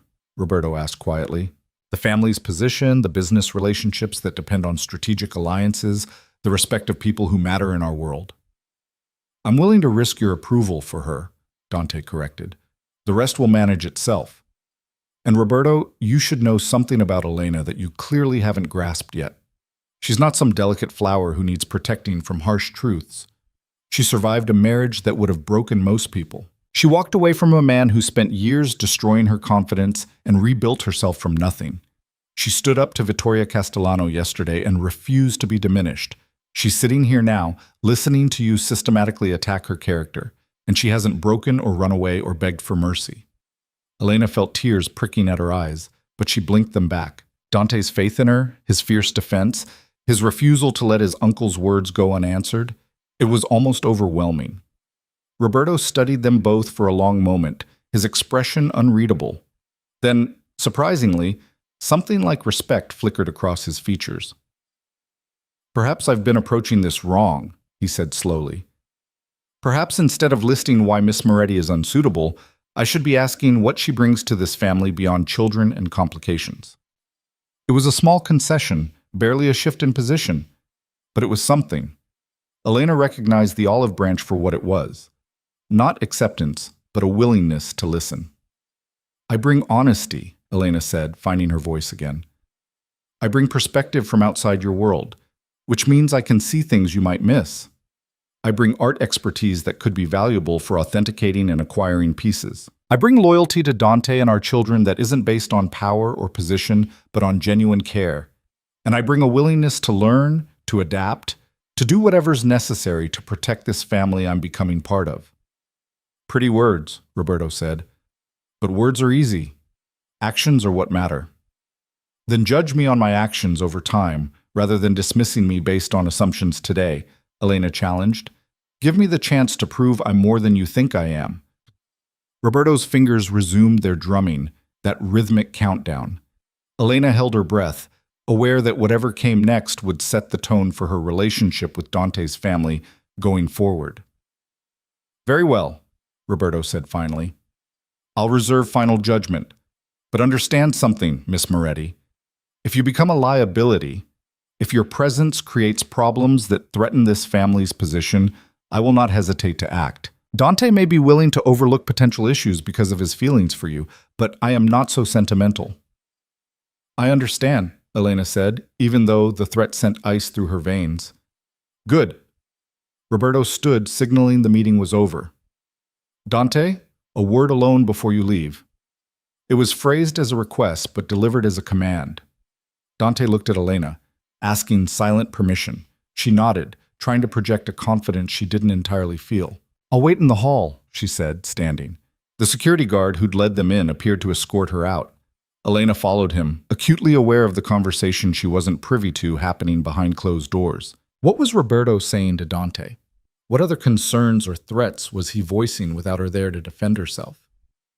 The hallway outside the library felt oppressively silent, decorated with portraits of stern-faced Valieris, who'd probably all had opinions about who was worthy to join their bloodline.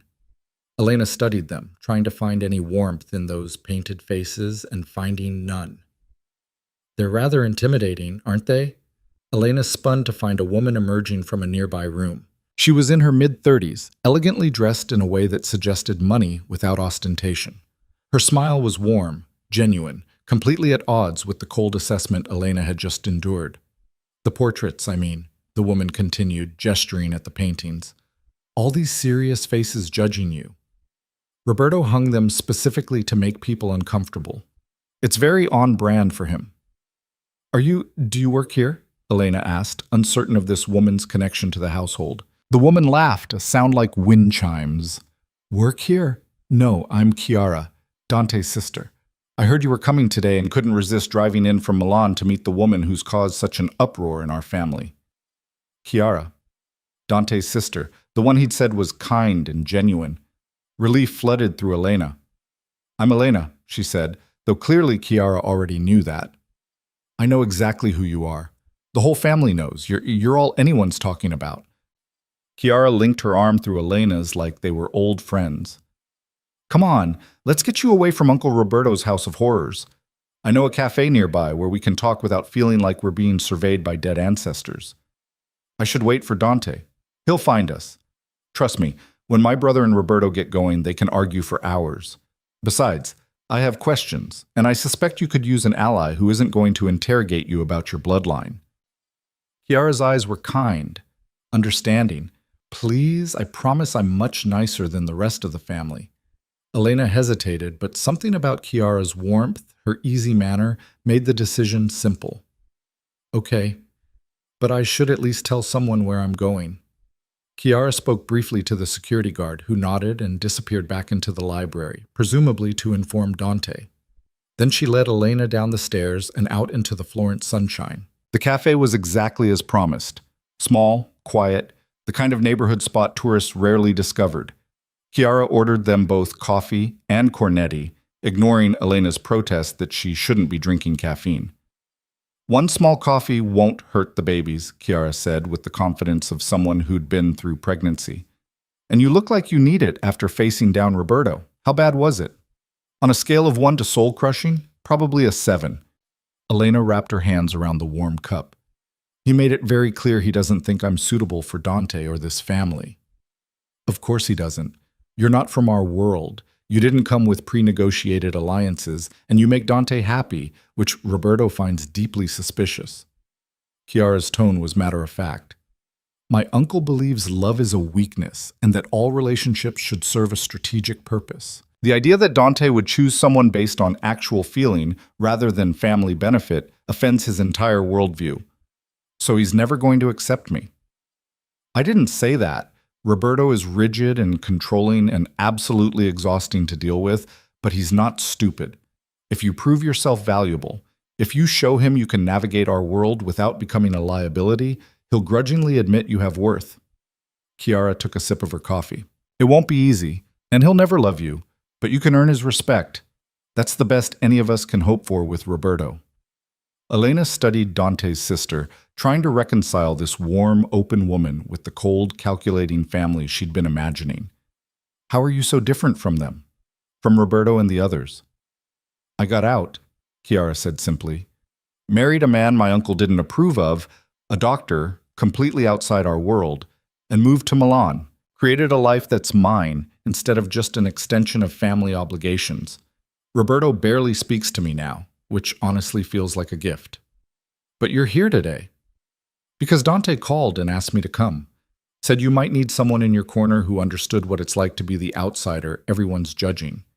Chiara's smile was gentle. My brother loves you, Elena. I can hear it in his voice when he talks about you. And Dante doesn't love easily or carelessly. So whatever Roberto or anyone else thinks, you've already accomplished something remarkable. The words loosened something in Elena's chest that had been tight since yesterday's confrontation with Marco. Here was someone who understood, who'd been through similar trials, who'd survived and built a happy life despite the family's disapproval. Tell me the truth, Elena said. Can this actually work? Can someone like me build a life with someone like Dante without it all falling apart? Chiara considered the question seriously. Honestly, I don't know. What Dante does, the world he operates in, it's complicated and dangerous in ways I don't think either of us fully understands. There will be challenges, people who test you, situations where you'll feel completely out of your depth. That's not very reassuring. But Chiara continued, I also know my brother. When he commits to something, he commits completely. If he's chosen you, if he's decided you and those babies are his future, he'll move heaven and earth to make it work. The question isn't whether Dante is strong enough to protect you. It's whether you're strong enough to stand beside him rather than behind him. Elena thought about that as she sipped her coffee. Standing beside Dante meant accepting his world, learning its rules, becoming someone who could navigate its complexities. It meant growing into a version of herself she couldn't quite imagine yet. Stronger, harder, more capable of handling the darkness that came with his power. I want to be, she said finally. Strong enough, I mean.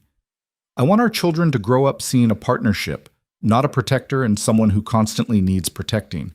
But I don't know how to get there from here. One step at a time, Chiara suggested. One challenge at a time. You survived Marco's abuse. You survived yesterday's public humiliation. You survived facing Roberto in his lair. Each time you face something hard and come through it, you'll be a little stronger. They talked for another hour, Chiara sharing stories about growing up as Dante's little sister, about their mother's kindness and their father's sternness, about the family dynamics that had shaped them both. Elena absorbed it all, building a picture of the world she was entering that was far more nuanced than the simple good versus evil narrative she'd been constructing. Finally, Dante appeared in the cafe doorway, his expression relaxing when he saw Elena safe with his sister. I should have known you'd ambush her, he said to Chiara, but his tone was affectionate. Someone had to save her from Roberto's hospitality, Chiara replied, standing to hug her brother. Besides, I like her. She's good for you. Try not to mess this up.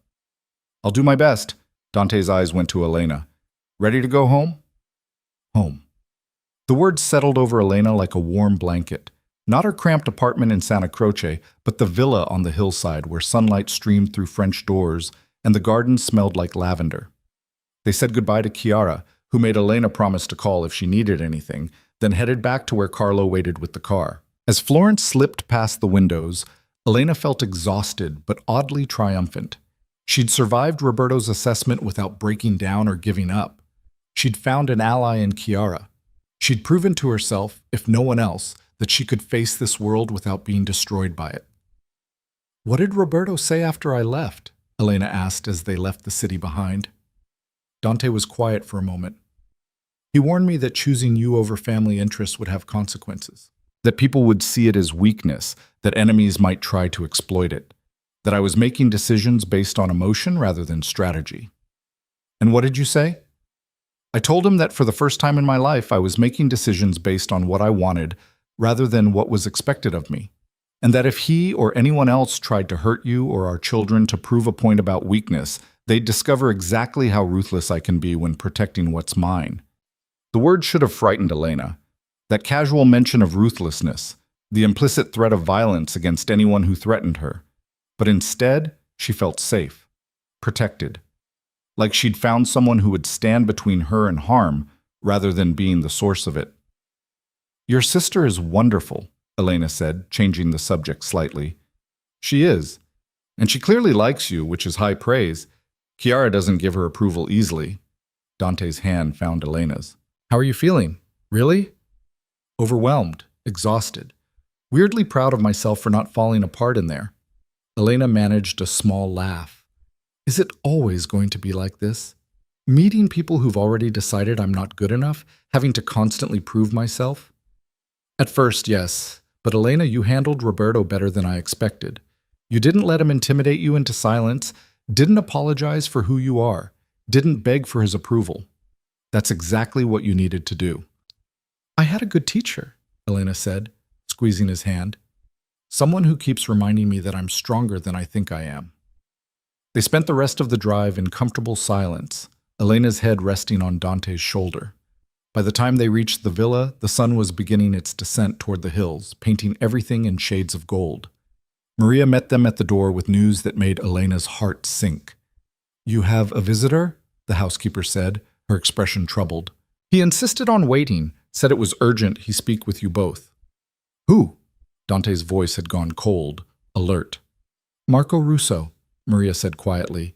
He's been here for an hour, refusing to leave until you return. Elena felt ice flood her veins. Marco. Here, at the villa, invading the one place she'd felt safe from him. Dante's expression went deadly calm, that terrifying control settling over him like armor. Where is he? In the front sitting room. I had Paolo stay with him to make sure he didn't go wandering. Paolo was another security guard, Elena had learned. One of several people whose job was protecting Dante and the villa. Stay here, Dante ordered Elena, already moving toward the sitting room. But Elena caught his arm. No, If he came all this way, if he has something to say, I want to hear it. I need to face him, not hide while you handle it for me. Dante looked like he wanted to argue, to insist she stay away from the man who'd spent years destroying her confidence. But something in Elena's expression must have convinced him, because he nodded. Together, then. But Elena, if he says one cruel word, if he tries to hurt you in any way, I'm ending this conversation immediately. They found Marco in the sitting room, looking small and uncomfortable, surrounded by furniture that cost more than he made in a year. He stood when they entered, his eyes going immediately to Elena with an expression she couldn't quite read. "What are you doing here, Marco?" Elena asked, pleased that her voice came out steady despite her racing heart. "I came to apologize," Marco said, the words clearly difficult for him. "For what I said in the street, for how I treated you during our marriage, for everything." The apology hung in the air between them, unexpected and somehow hollow, despite the obvious effort it took him to deliver it. "You already apologized," Elena pointed out. "In the street, when Dante made you. That wasn't real. That was me being terrified of what he'd do if I didn't comply." Marco's eyes shifted to Dante, then quickly away. I'm trying to actually apologize. To tell you that I was wrong, that you deserved better, He swallowed hard. "I'm sorry." Elena studied her ex-husband, trying to determine if this was genuine remorse or just another manipulation. She'd seen Marco apologize before, usually right before he did the exact same thing again. "Why now?" she asked. "Why come here to Dante's home, to say this?" Marco's face flushed. "Because someone made it very clear to me that continuing to badmouth you or cause problems would have serious consequences. And because," he looked at her properly for the first time, "because seeing you with him, seeing how he defended you, made me realize what I threw away, what I destroyed with my own cruelty and stupidity." "If you're hoping I'll forgive you," Elena said slowly, "you're going to be disappointed. The things you said, the way you treated me, that's not something I can just forgive and forget because you've suddenly had an epiphany." "I don't expect forgiveness," Marco said quietly. "I just wanted you to know that I finally understand how badly I failed you, how much damage I caused, and that none of it was your fault, despite what I tried to make you believe." The admission was everything Elena had wanted to hear during those dark years of their marriage. The acknowledgement that she hadn't been the problem, that Marco's cruelty was his failing, not hers. But hearing it now, standing in Dante's villa with her hand in his, she realized something important. She didn't need Marco's validation anymore. Didn't need him to admit he was wrong in order for her to know her own worth. That realization was more powerful than any apology he could offer. "I accept your apology," Elena said finally, "not because I forgive you, but because I'm choosing to let go of the anger I've been carrying. You don't get to occupy space in my head anymore, Marco. You don't get to affect my happiness or my peace. This is me moving on." Marco nodded, looking relieved and sad in equal measure. "I heard about the babies, twins. Congratulations." "Thank you. For what it's worth, I think you'll be an amazing mother. Better than I deserved as a wife, certainly." He turned to Dante. "Take care of her. She's special. I was too stupid to see it, but you're not. Don't make my mistakes." Dante's expression remained cold, unforgiving. "You can leave now. And Marco? This is the last time you come to my home or approach Elena in any way. If I hear you've been anywhere near her, if you so much as mention her name in public, the consequences will be severe. Are we clear?" "Crystal." Marco moved toward the door, then paused. "For what it's worth, Elena, I really am sorry. I hope you find all the happiness I couldn't give you." Then he was gone, leaving Elena and Dante alone in the sitting room as the sun continued its descent outside the windows. "How do you feel?" Dante asked gently. Elena considered the question. How did she feel? Not triumphant exactly, not vindicated or satisfied. Just lighter somehow. Like she'd been carrying Marco's voice in her head for so long that she'd forgotten what silence sounded like. "Free," she said finally. "I feel free." Dante pulled her close, and Elena let herself melt into his embrace. Tomorrow would bring new challenges. More family members to meet, more judgments to face, more steps on the journey of learning to navigate Dante's world. But today, in this moment, she felt like she'd crossed some invisible threshold. From victim to survivor, from broken to healing, from alone to cherished. The babies fluttered inside her, barely perceptible but there. Two tiny heartbeats that had already changed everything, that had brought her to this villa and this man and this impossible, complicated, extraordinary new life. "Come on," Dante said, pulling back to look at her face. "Let's have dinner on the terrace. Just us, the sunset, and the knowledge that you've survived everything this world has thrown at you so far." "So far," Elena repeated with a small smile. "You make it sound like there's more coming." "There's always more coming, but we'll face it together." Together, it was becoming Elena's favorite word. The weeks that followed Marco's apology fell into a rhythm that surprised Elena with its ordinariness. Morning sickness that gave way to afternoon energy. Doctor's appointments where she and Dante watched two tiny forms moving on ultrasound screens. Quiet dinners on the terrace as summer deepened into the kind of heat that made Florence shimmer. But beneath the domestic surface, Elena could feel herself changing. Not just her body, though that was transforming too, her belly rounding with unmistakable evidence of the lives growing inside her, but something deeper. The woman who'd stood frozen while Marco hurled insults was being replaced by someone who knew her own worth, who could face disapproval without crumbling.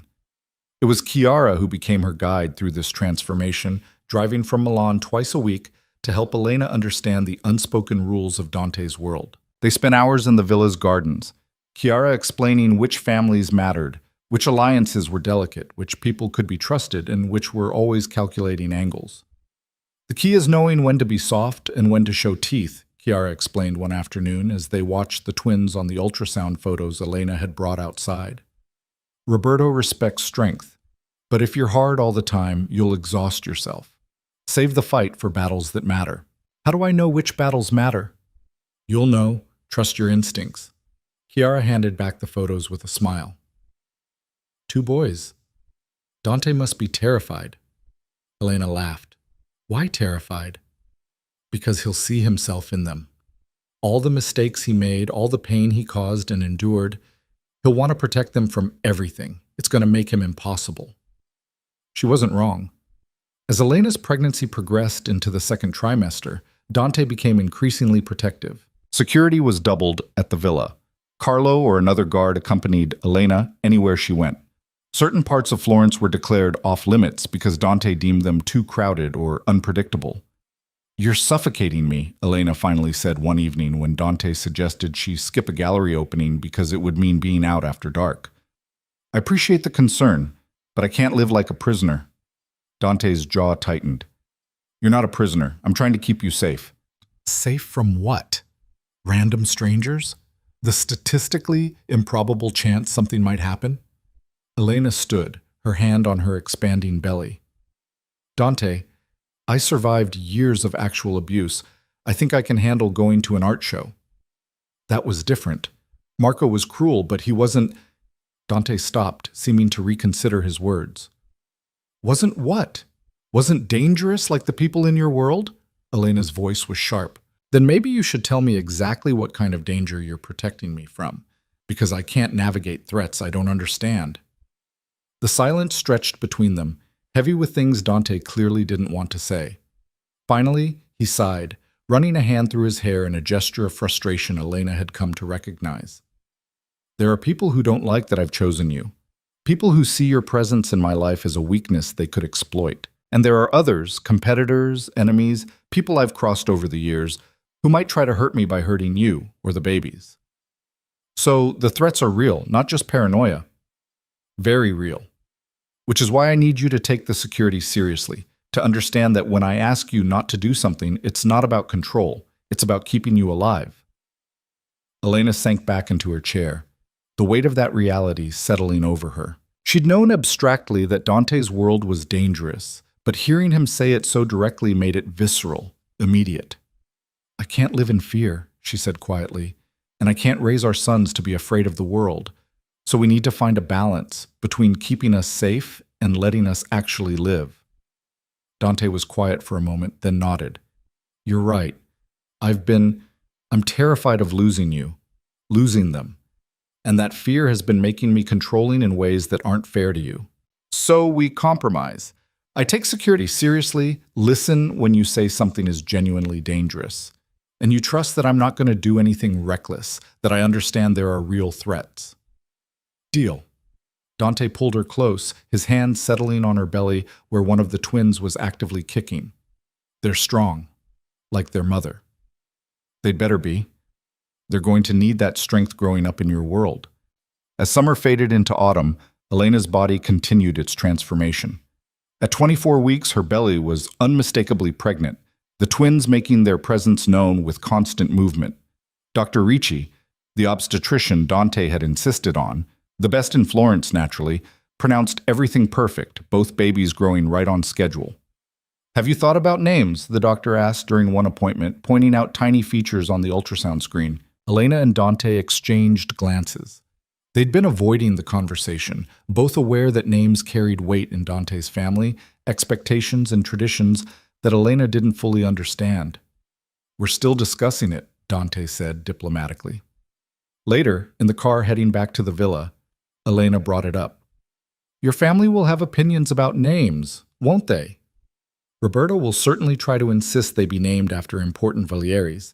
My father, probably, or his father. Dante's tone made clear what he thought of that idea. But Elena, these are our sons. We name them what we want. Family expectations be damned. What was your father's name? Alessandro. Elena tested it silently. Alessandro Valieri. It was a beautiful name, traditional and strong. What was he like, your father? Hard, fair, completely devoted to my mother until she died. Then just empty, going through the motions. Dante was quiet for a moment. I don't want to be like him. Don't want to love you so much that losing you would break me. But I'm starting to think it's too late for that. The admission made Elena's chest tight. You're not going to lose me. You can't promise that. Life is unpredictable, and in my world especially, things can go wrong in an instant. Then we make the most of whatever time we have. We build something beautiful and strong, and we teach our sons to do the same. Elena found his hand. Your father loved your mother. That's not a weakness, Dante. That's the best part of being human, the ability to love even knowing you might lose them. The trees along the road had started turning gold and red, autumn painting Tuscany in shades of fire.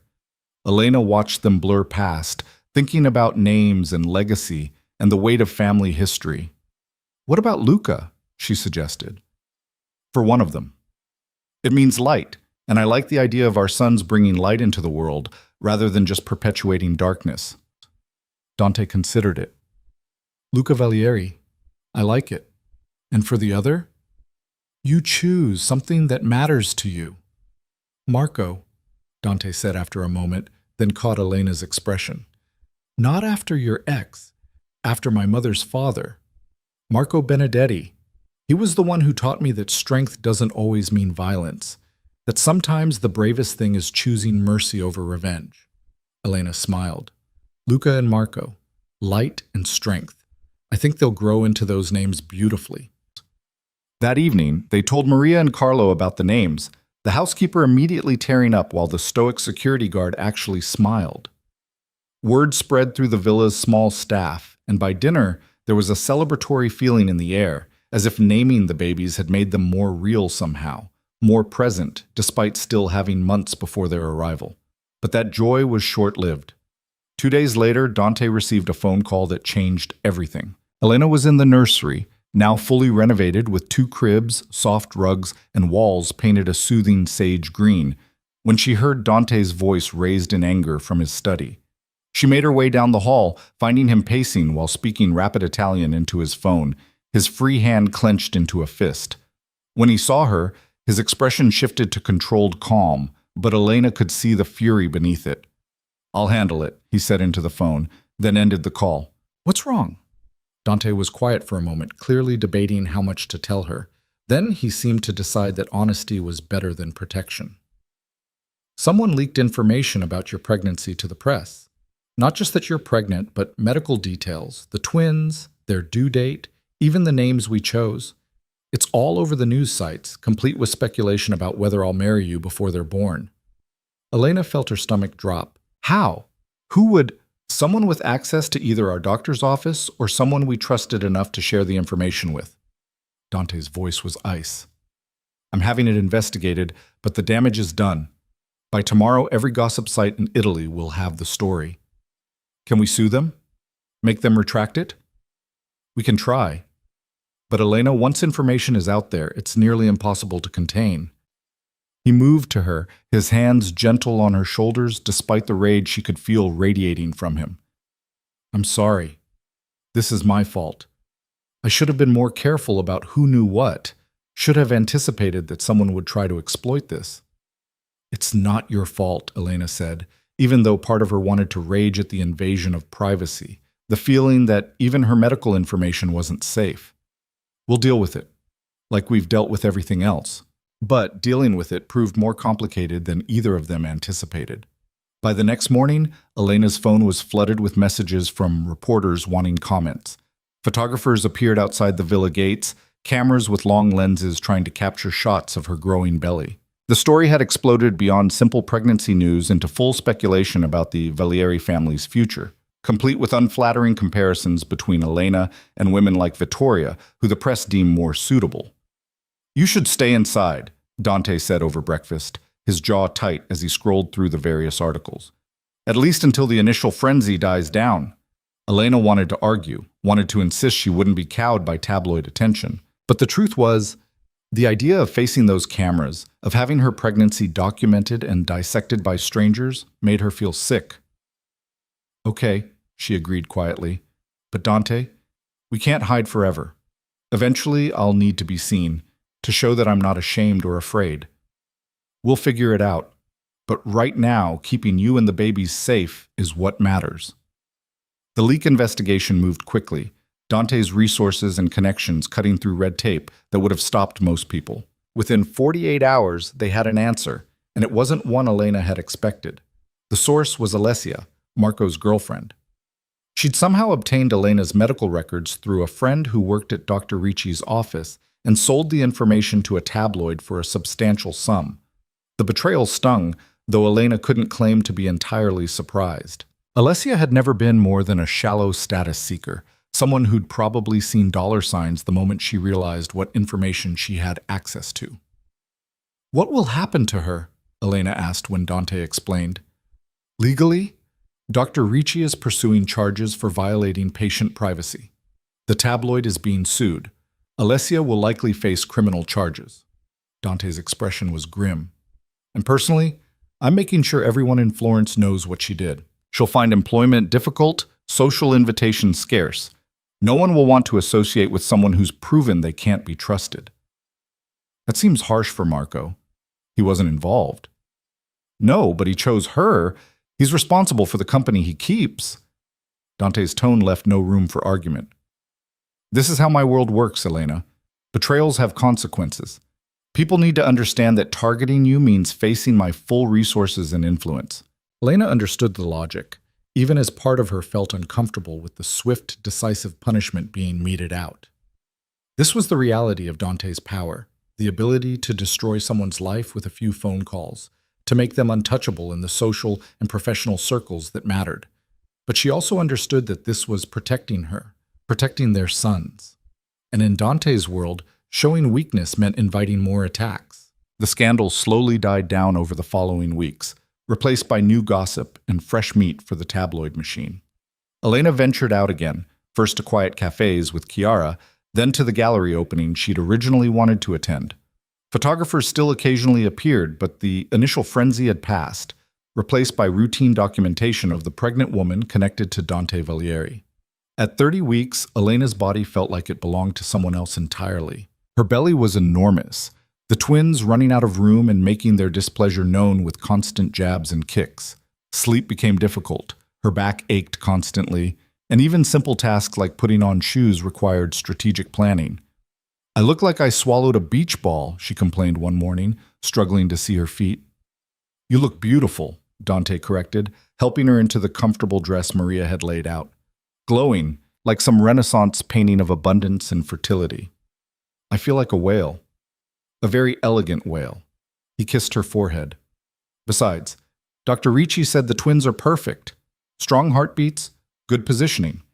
Everything is going exactly as it should. Elena knew he was right, but knowing didn't make the physical discomfort any easier to bear. She spent increasing amounts of time resting, her energy depleting faster as her body worked to sustain 3 lives instead of 1. It was during one of these afternoon rest periods that Chiara arrived unannounced, looking worried in a way that immediately set Elena's nerves on edge. "What's wrong?" Elena asked, struggling to sit up on the sofa where she'd been napping. "Roberto called a family meeting," Chiara said without preamble. "For tonight. He's demanding Dante attend, and he's making noise about how Dante's personal life is affecting business decisions." "What does that mean?" "It means he's trying to undermine Dante. Again. Using you and the pregnancy as evidence that Dante's judgment is compromised." Chiara sat beside Elena, her expression serious. "My brother will handle it. He always does. But I thought you should know what's happening. Roberto's not going to stop pushing until Dante either puts him in his place definitively or gives in to family pressure." Elena felt anger rise, sharp and clarifying. "So Roberto wants what? For Dante to send me away? To pretend the twins don't exist?" "He wants Dante to marry someone suitable and treat you as a mistress rather than a partner. Keep you hidden away. Acknowledge the children, but don't give them legitimacy." Chiara's disgust was clear. "It's archaic and insulting and exactly the kind of thinking I left Milan to escape." "Where's Dante now?" "Preparing for the meeting. Calling in favors, making sure he has the support he needs to shut Roberto down." Chiara hesitated.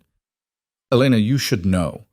If this goes badly, if Roberto manages to turn enough of the family against Dante, it could create real problems. Not just personally, but for Dante's position, his business interests, everything he's built." The weight of that responsibility settled on Elena's shoulders like a physical burden. Her presence in Dante's life was creating complications that threatened everything he'd worked for. Would he eventually resent her for it? Would there come a day when he looked at her and saw only the problems she represented, rather than the life they were building? "I should talk to him," Elena said, struggling to her feet despite Chiara's protests, "before he goes to this meeting." She found Dante in his study, surrounded by papers and phone records, his expression harder than she'd seen it in weeks. When he looked up and saw her in the doorway, that hardness softened immediately. "You should be resting," he said, standing. "I should be here, supporting you." Elena moved into the room, one hand on her lower back. "Chiara told me about the meeting, about what Roberto's trying to do. It's nothing I can't handle. Dante, I need to know something, honestly." Elena took a breath. "If choosing me means losing everything else, your position, your family's support, the power you've built, would you still choose me?" The question hung between them, huge and terrifying. Elena watched Dante's face, looking for any hint of hesitation, any flicker of doubt. "Yes," he said simply. "Without question, without reservation. You and our sons are what matters now. Everything else is just maintenance. Necessary, but not essential. Even if it means war with your own family?" "Especially then, because if I back down now, if I let Roberto dictate my personal life, I'll never be free of his influence. He'll always hold it over me, always use it as leverage." Dante crossed to her, his hands gentle on her face. "This meeting tonight, it's not just about you or us. It's about whether I'm going to live my life on my own terms or spend it dancing to music other people choose." Elena understood. This was bigger than just their relationship. This was Dante drawing a line, establishing boundaries, claiming autonomy over his own future. "Then go," she said. "Handle Roberto, and when you come back, we'll start planning our wedding." Dante's eyes widened slightly. "Wedding? You think I'm having your babies without making an honest man of you?" Elena managed a smile despite her nerves. "Besides, I want our sons to be born legitimate. Want them to have your name without any question or complication. So yes, wedding, soon. Is this a proposal?" "It's a practical solution to a complex problem." Elena's smile turned genuine. "But if you want romance, I suppose you'll have to propose properly at some point." Dante laughed, the sound breaking the tension that had filled the study.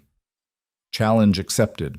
Though fair warning, when I propose, it won't be practical at all. It'll be grand and dramatic and probably embarrassing for both of us. I'll look forward to it. Now go, face down your uncle. Show him that choosing love over strategy doesn't make you weak, it makes you human. The family meeting happened that evening in Roberto's palazzo, and Elena waited at the villa with Chiara for news. The hours crawled by, both women too anxious to do anything but pace and speculate. Finally, near midnight, Dante returned. His tie was loosened, his expression exhausted but triumphant. "Well?" Elena demanded, struggling up from the sofa where she'd been attempting to rest. "It's done. Roberto tried to turn the family against me, tried to paint you as a liability, and our relationship as a disaster waiting to happen. But I had support he didn't expect. Cousins who believed in choosing personal happiness, business partners who respected the way I've handled things, even one of the old guard who told Roberto to stop living in the past. So you won?"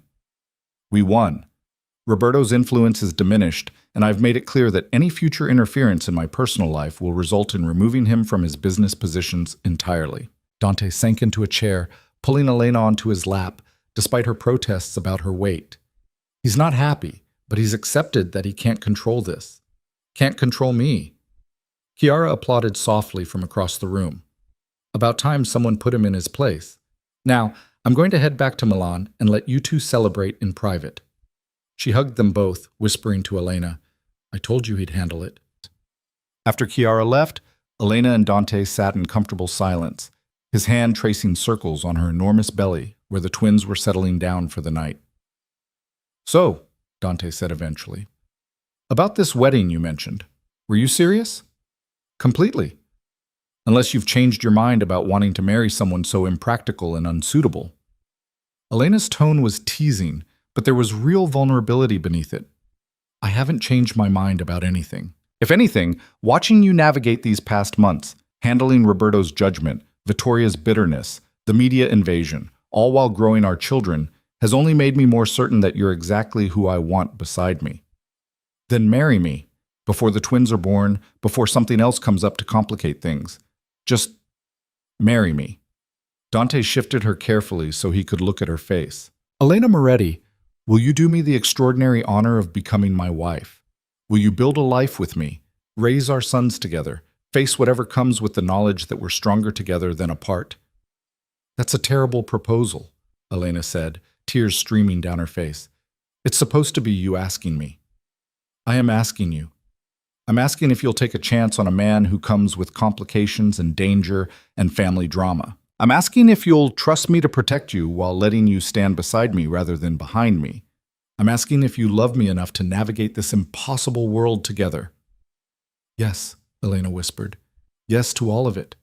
To you, to us, to whatever comes next." They married 3 weeks later in the villa's garden, with only close friends and immediate family present. Chiara stood as Elena's witness, glowing with happiness for her brother. Even Roberto attended, though his expression remained carefully neutral throughout the ceremony. Elena wore a simple cream dress that accommodated her 33-week belly, flowers from the villa's garden in her hair. Dante looked at her like she was the most beautiful thing he'd ever seen, his hand trembling slightly when he slipped the ring onto her finger. The ceremony was brief, the celebration intimate. As the sun set over the Tuscan hills, Elena stood with her new husband, surrounded by people who'd become family, and felt a sense of belonging she'd never experienced before. "Ready for the next adventure?" Dante murmured against her ear as they danced slowly to music from a small ensemble. "Born ready," Elena replied, then gasped as one of the twins delivered a particularly strong kick. "Though I think they're eager to join us soon." She was more right than she knew. At 35 weeks, 2 weeks earlier than expected, but not dangerously premature, Elena went into labor in the middle of the night. Dante remained calm, or at least appeared calm, as he got her to the hospital, held her hand through contractions, and breathed with her the way they'd practiced in birthing classes. Luca arrived first, screaming his displeasure at the world with impressive volume. Marco followed 12 minutes later, quieter but no less determined. Both boys were small but healthy, their tiny hands gripping their parents' fingers with surprising strength. "They're perfect," Elena whispered. exhausted and elated, as the nurse placed both babies on her chest. Absolutely perfect. Dante stood beside the hospital bed, one hand on each of his sons, his expression transformed by wonder and terror in equal measure. We made these. We created two whole people. We did. Elena looked up at him, seeing her own joy reflected in his face. And we're going to do everything in our power to give them a better world than the one we found. The first days of parenthood were chaos. Sleepless nights, constant feedings, the overwhelming responsibility of keeping two tiny humans alive. But they managed, helped by Maria, who'd appointed herself unofficial grandmother, Chiara, who drove from Milan every weekend to provide support, and even Carlo, who revealed an unexpected talent for soothing crying babies. 3 months after the twins were born, Elena stood in the nursery watching them sleep. They'd grown so much already, developing distinct personalities. Luca was louder, more demanding, while Marco was thoughtful, studying the world with serious dark eyes that reminded Elena heartbreakingly of Dante. "You should be sleeping while they sleep," Dante said from the doorway, his voice quiet to avoid waking the babies. "I know, but I can't stop watching them, can't stop marveling that they're real and ours." Dante came to stand beside her, his arm around her waist. "Do you regret it? Choosing this life, this world?"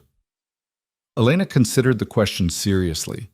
The past 9 months had been the hardest of her life, facing judgment, learning to navigate a world she didn't understand, dealing with invasive press and family politics and constant security concerns. But they'd also brought her more joy than she'd thought possible. "Not for a second," she said honestly. "It's been hard and scary and overwhelming, but Dante, looking at them, at what we've built, I wouldn't change any of it. Even the parts where Roberto was insufferable? Especially those parts. They taught me I was stronger than I thought." Elena turned to face him. "You once said your father loved your mother so much that losing her broke him. I understand that now, because I love you and our son so fiercely that losing you would destroy me. And that's terrifying, but it's also the most alive I've ever felt." Dante kissed her forehead, his arms tight around her. "Then we'll be terrified together. And we'll teach Luca and Marco that loving fiercely isn't weakness. It's the bravest thing anyone can do." 6 months later, Elena stood in a Florence gallery, not the small one where she used to work, but a prestigious space in the heart of the city. The opening was for an exhibition she'd curated, focused on Renaissance women artists who'd been overlooked by history. It had taken months of research and preparation, but the result was stunning. A collection that told stories of women who'd created beauty despite the constraints of their time. Dante arrived late, having been delayed by a business meeting, but his pride was evident as he moved through the gallery, studying each piece. "This is incredible," he said, finding Elena among the crowd of critics and art lovers. "You've created something really special here." "We created something special," Elena corrected, gesturing around them. "This wouldn't exist without your support, your belief that I had something valuable to offer beyond just being your wife and the mother of your children." The twins were with Maria tonight, giving Elena and Dante a rare evening alone. They stayed until the last guest left, then walked through Florence hand in hand, enjoying the spring warmth and the city's timeless beauty. "Do you remember the day we met?" Elena asked as they crossed the Ponte Vecchio. "At that gallery opening 4 years ago? You were wearing a blue dress and talking about Persephone's descent," Dante recalled. "You made me see that painting differently, made me understand it was about choice and power rather than just abduction. I had no idea who you were, no idea that the man asking me about mythology would end up being my husband, the father of my children, my partner in building something extraordinary. Would you have run if you'd known?" Dante's tone was teasing, but there was real curiosity beneath it. Elena considered. "Probably. The old me, the one who believed Marco's lies about my worthlessness, she would have been too intimidated to even speak to you. But maybe everything happened the way it needed to. Maybe I had to be broken down to nothing before I could rebuild into someone strong enough for this life." They paused at the center of the bridge, looking out over the Arno as lights reflected off the water. Somewhere in the villa on the hillside, 2 little boys slept peacefully, watched over by people who loved them. Somewhere in the city, life continued, people making mistakes and finding redemption, falling in love and facing hardships, building futures from the broken pieces of their pasts. "What are you thinking?" Dante asked. that I'm grateful for all of it, the good parts and the hard parts, the victories and the struggles, because they all led here, to this moment, to this life we've built together. Elena turned to face him, the man who'd defended her when she couldn't defend herself, who'd chosen her when everyone said she was unsuitable, who'd stood beside her as she transformed from victim to survivor to someone who knew her own strength. "I love you," Dante said simply. 4 years ago, a year ago, today, tomorrow, nothing changes that. You're it for me, Elena, the love that makes the terror worthwhile. I love you too, even though you're impossible and overprotective and occasionally insufferable. Occasionally. Fine, frequently. But you're my impossible, overprotective, frequently insufferable husband, and I wouldn't have it any other way. They walked home through Florence's ancient streets, past buildings that had witnessed centuries of love stories and tragedies, triumphs and failures. Tomorrow would bring new challenges. Luca was teething and making everyone miserable. Marco had a doctor's appointment. Elena's next exhibition needed planning, and Dante had meetings that would keep him busy for days. But tonight, in this moment, everything was perfect. Not because life had become easy or because all their problems were solved, but because they'd learned the truth that Elena's favorite Caravaggio painting had always tried to teach. That sometimes the greatest beauty emerges from the deepest darkness. That transformation often requires breaking before rebuilding. And that choosing love in a world that often demands strategy is the bravest act of all. The woman who'd once stood frozen while strangers laughed at her humiliation was gone. In her place stood Elena Valieri, wife, mother, curator, survivor. Someone who'd learned that being chosen by a powerful man was less important than choosing herself. That protection meant partnership rather than control, and that the fairy tale everyone assumed she'd stumbled into was actually something far more precious. A real life, built on honesty and respect and fierce devotion. A family forged not from bloodlines and obligations, but from the conscious choice to love despite fear, to trust despite risk, to build something beautiful from the broken pieces of what came before. And as Florence settled into the quiet hours of night, as the twins dreamed their baby dreams and the villa stood sentinel on its hillside, Elena Valieri finally understood what it meant to be home. Not a place, but a person. Not security, but belonging. Not the end of her story, but a beginning that would continue to unfold in ways she couldn't predict but no longer feared. Because whatever came next, she wouldn't face it alone. She'd face it beside the man who'd seen her worth when she couldn't see it herself, with 2 small boys who would grow up knowing they were loved fiercely and unconditionally, in a world that was complicated and dangerous and occasionally cruel, but also capable of extraordinary beauty when you found the courage to choose love over fear. And that, Elena decided, as Dante pulled her close and the stars wheeled overhead in their eternal dance, was more than enough.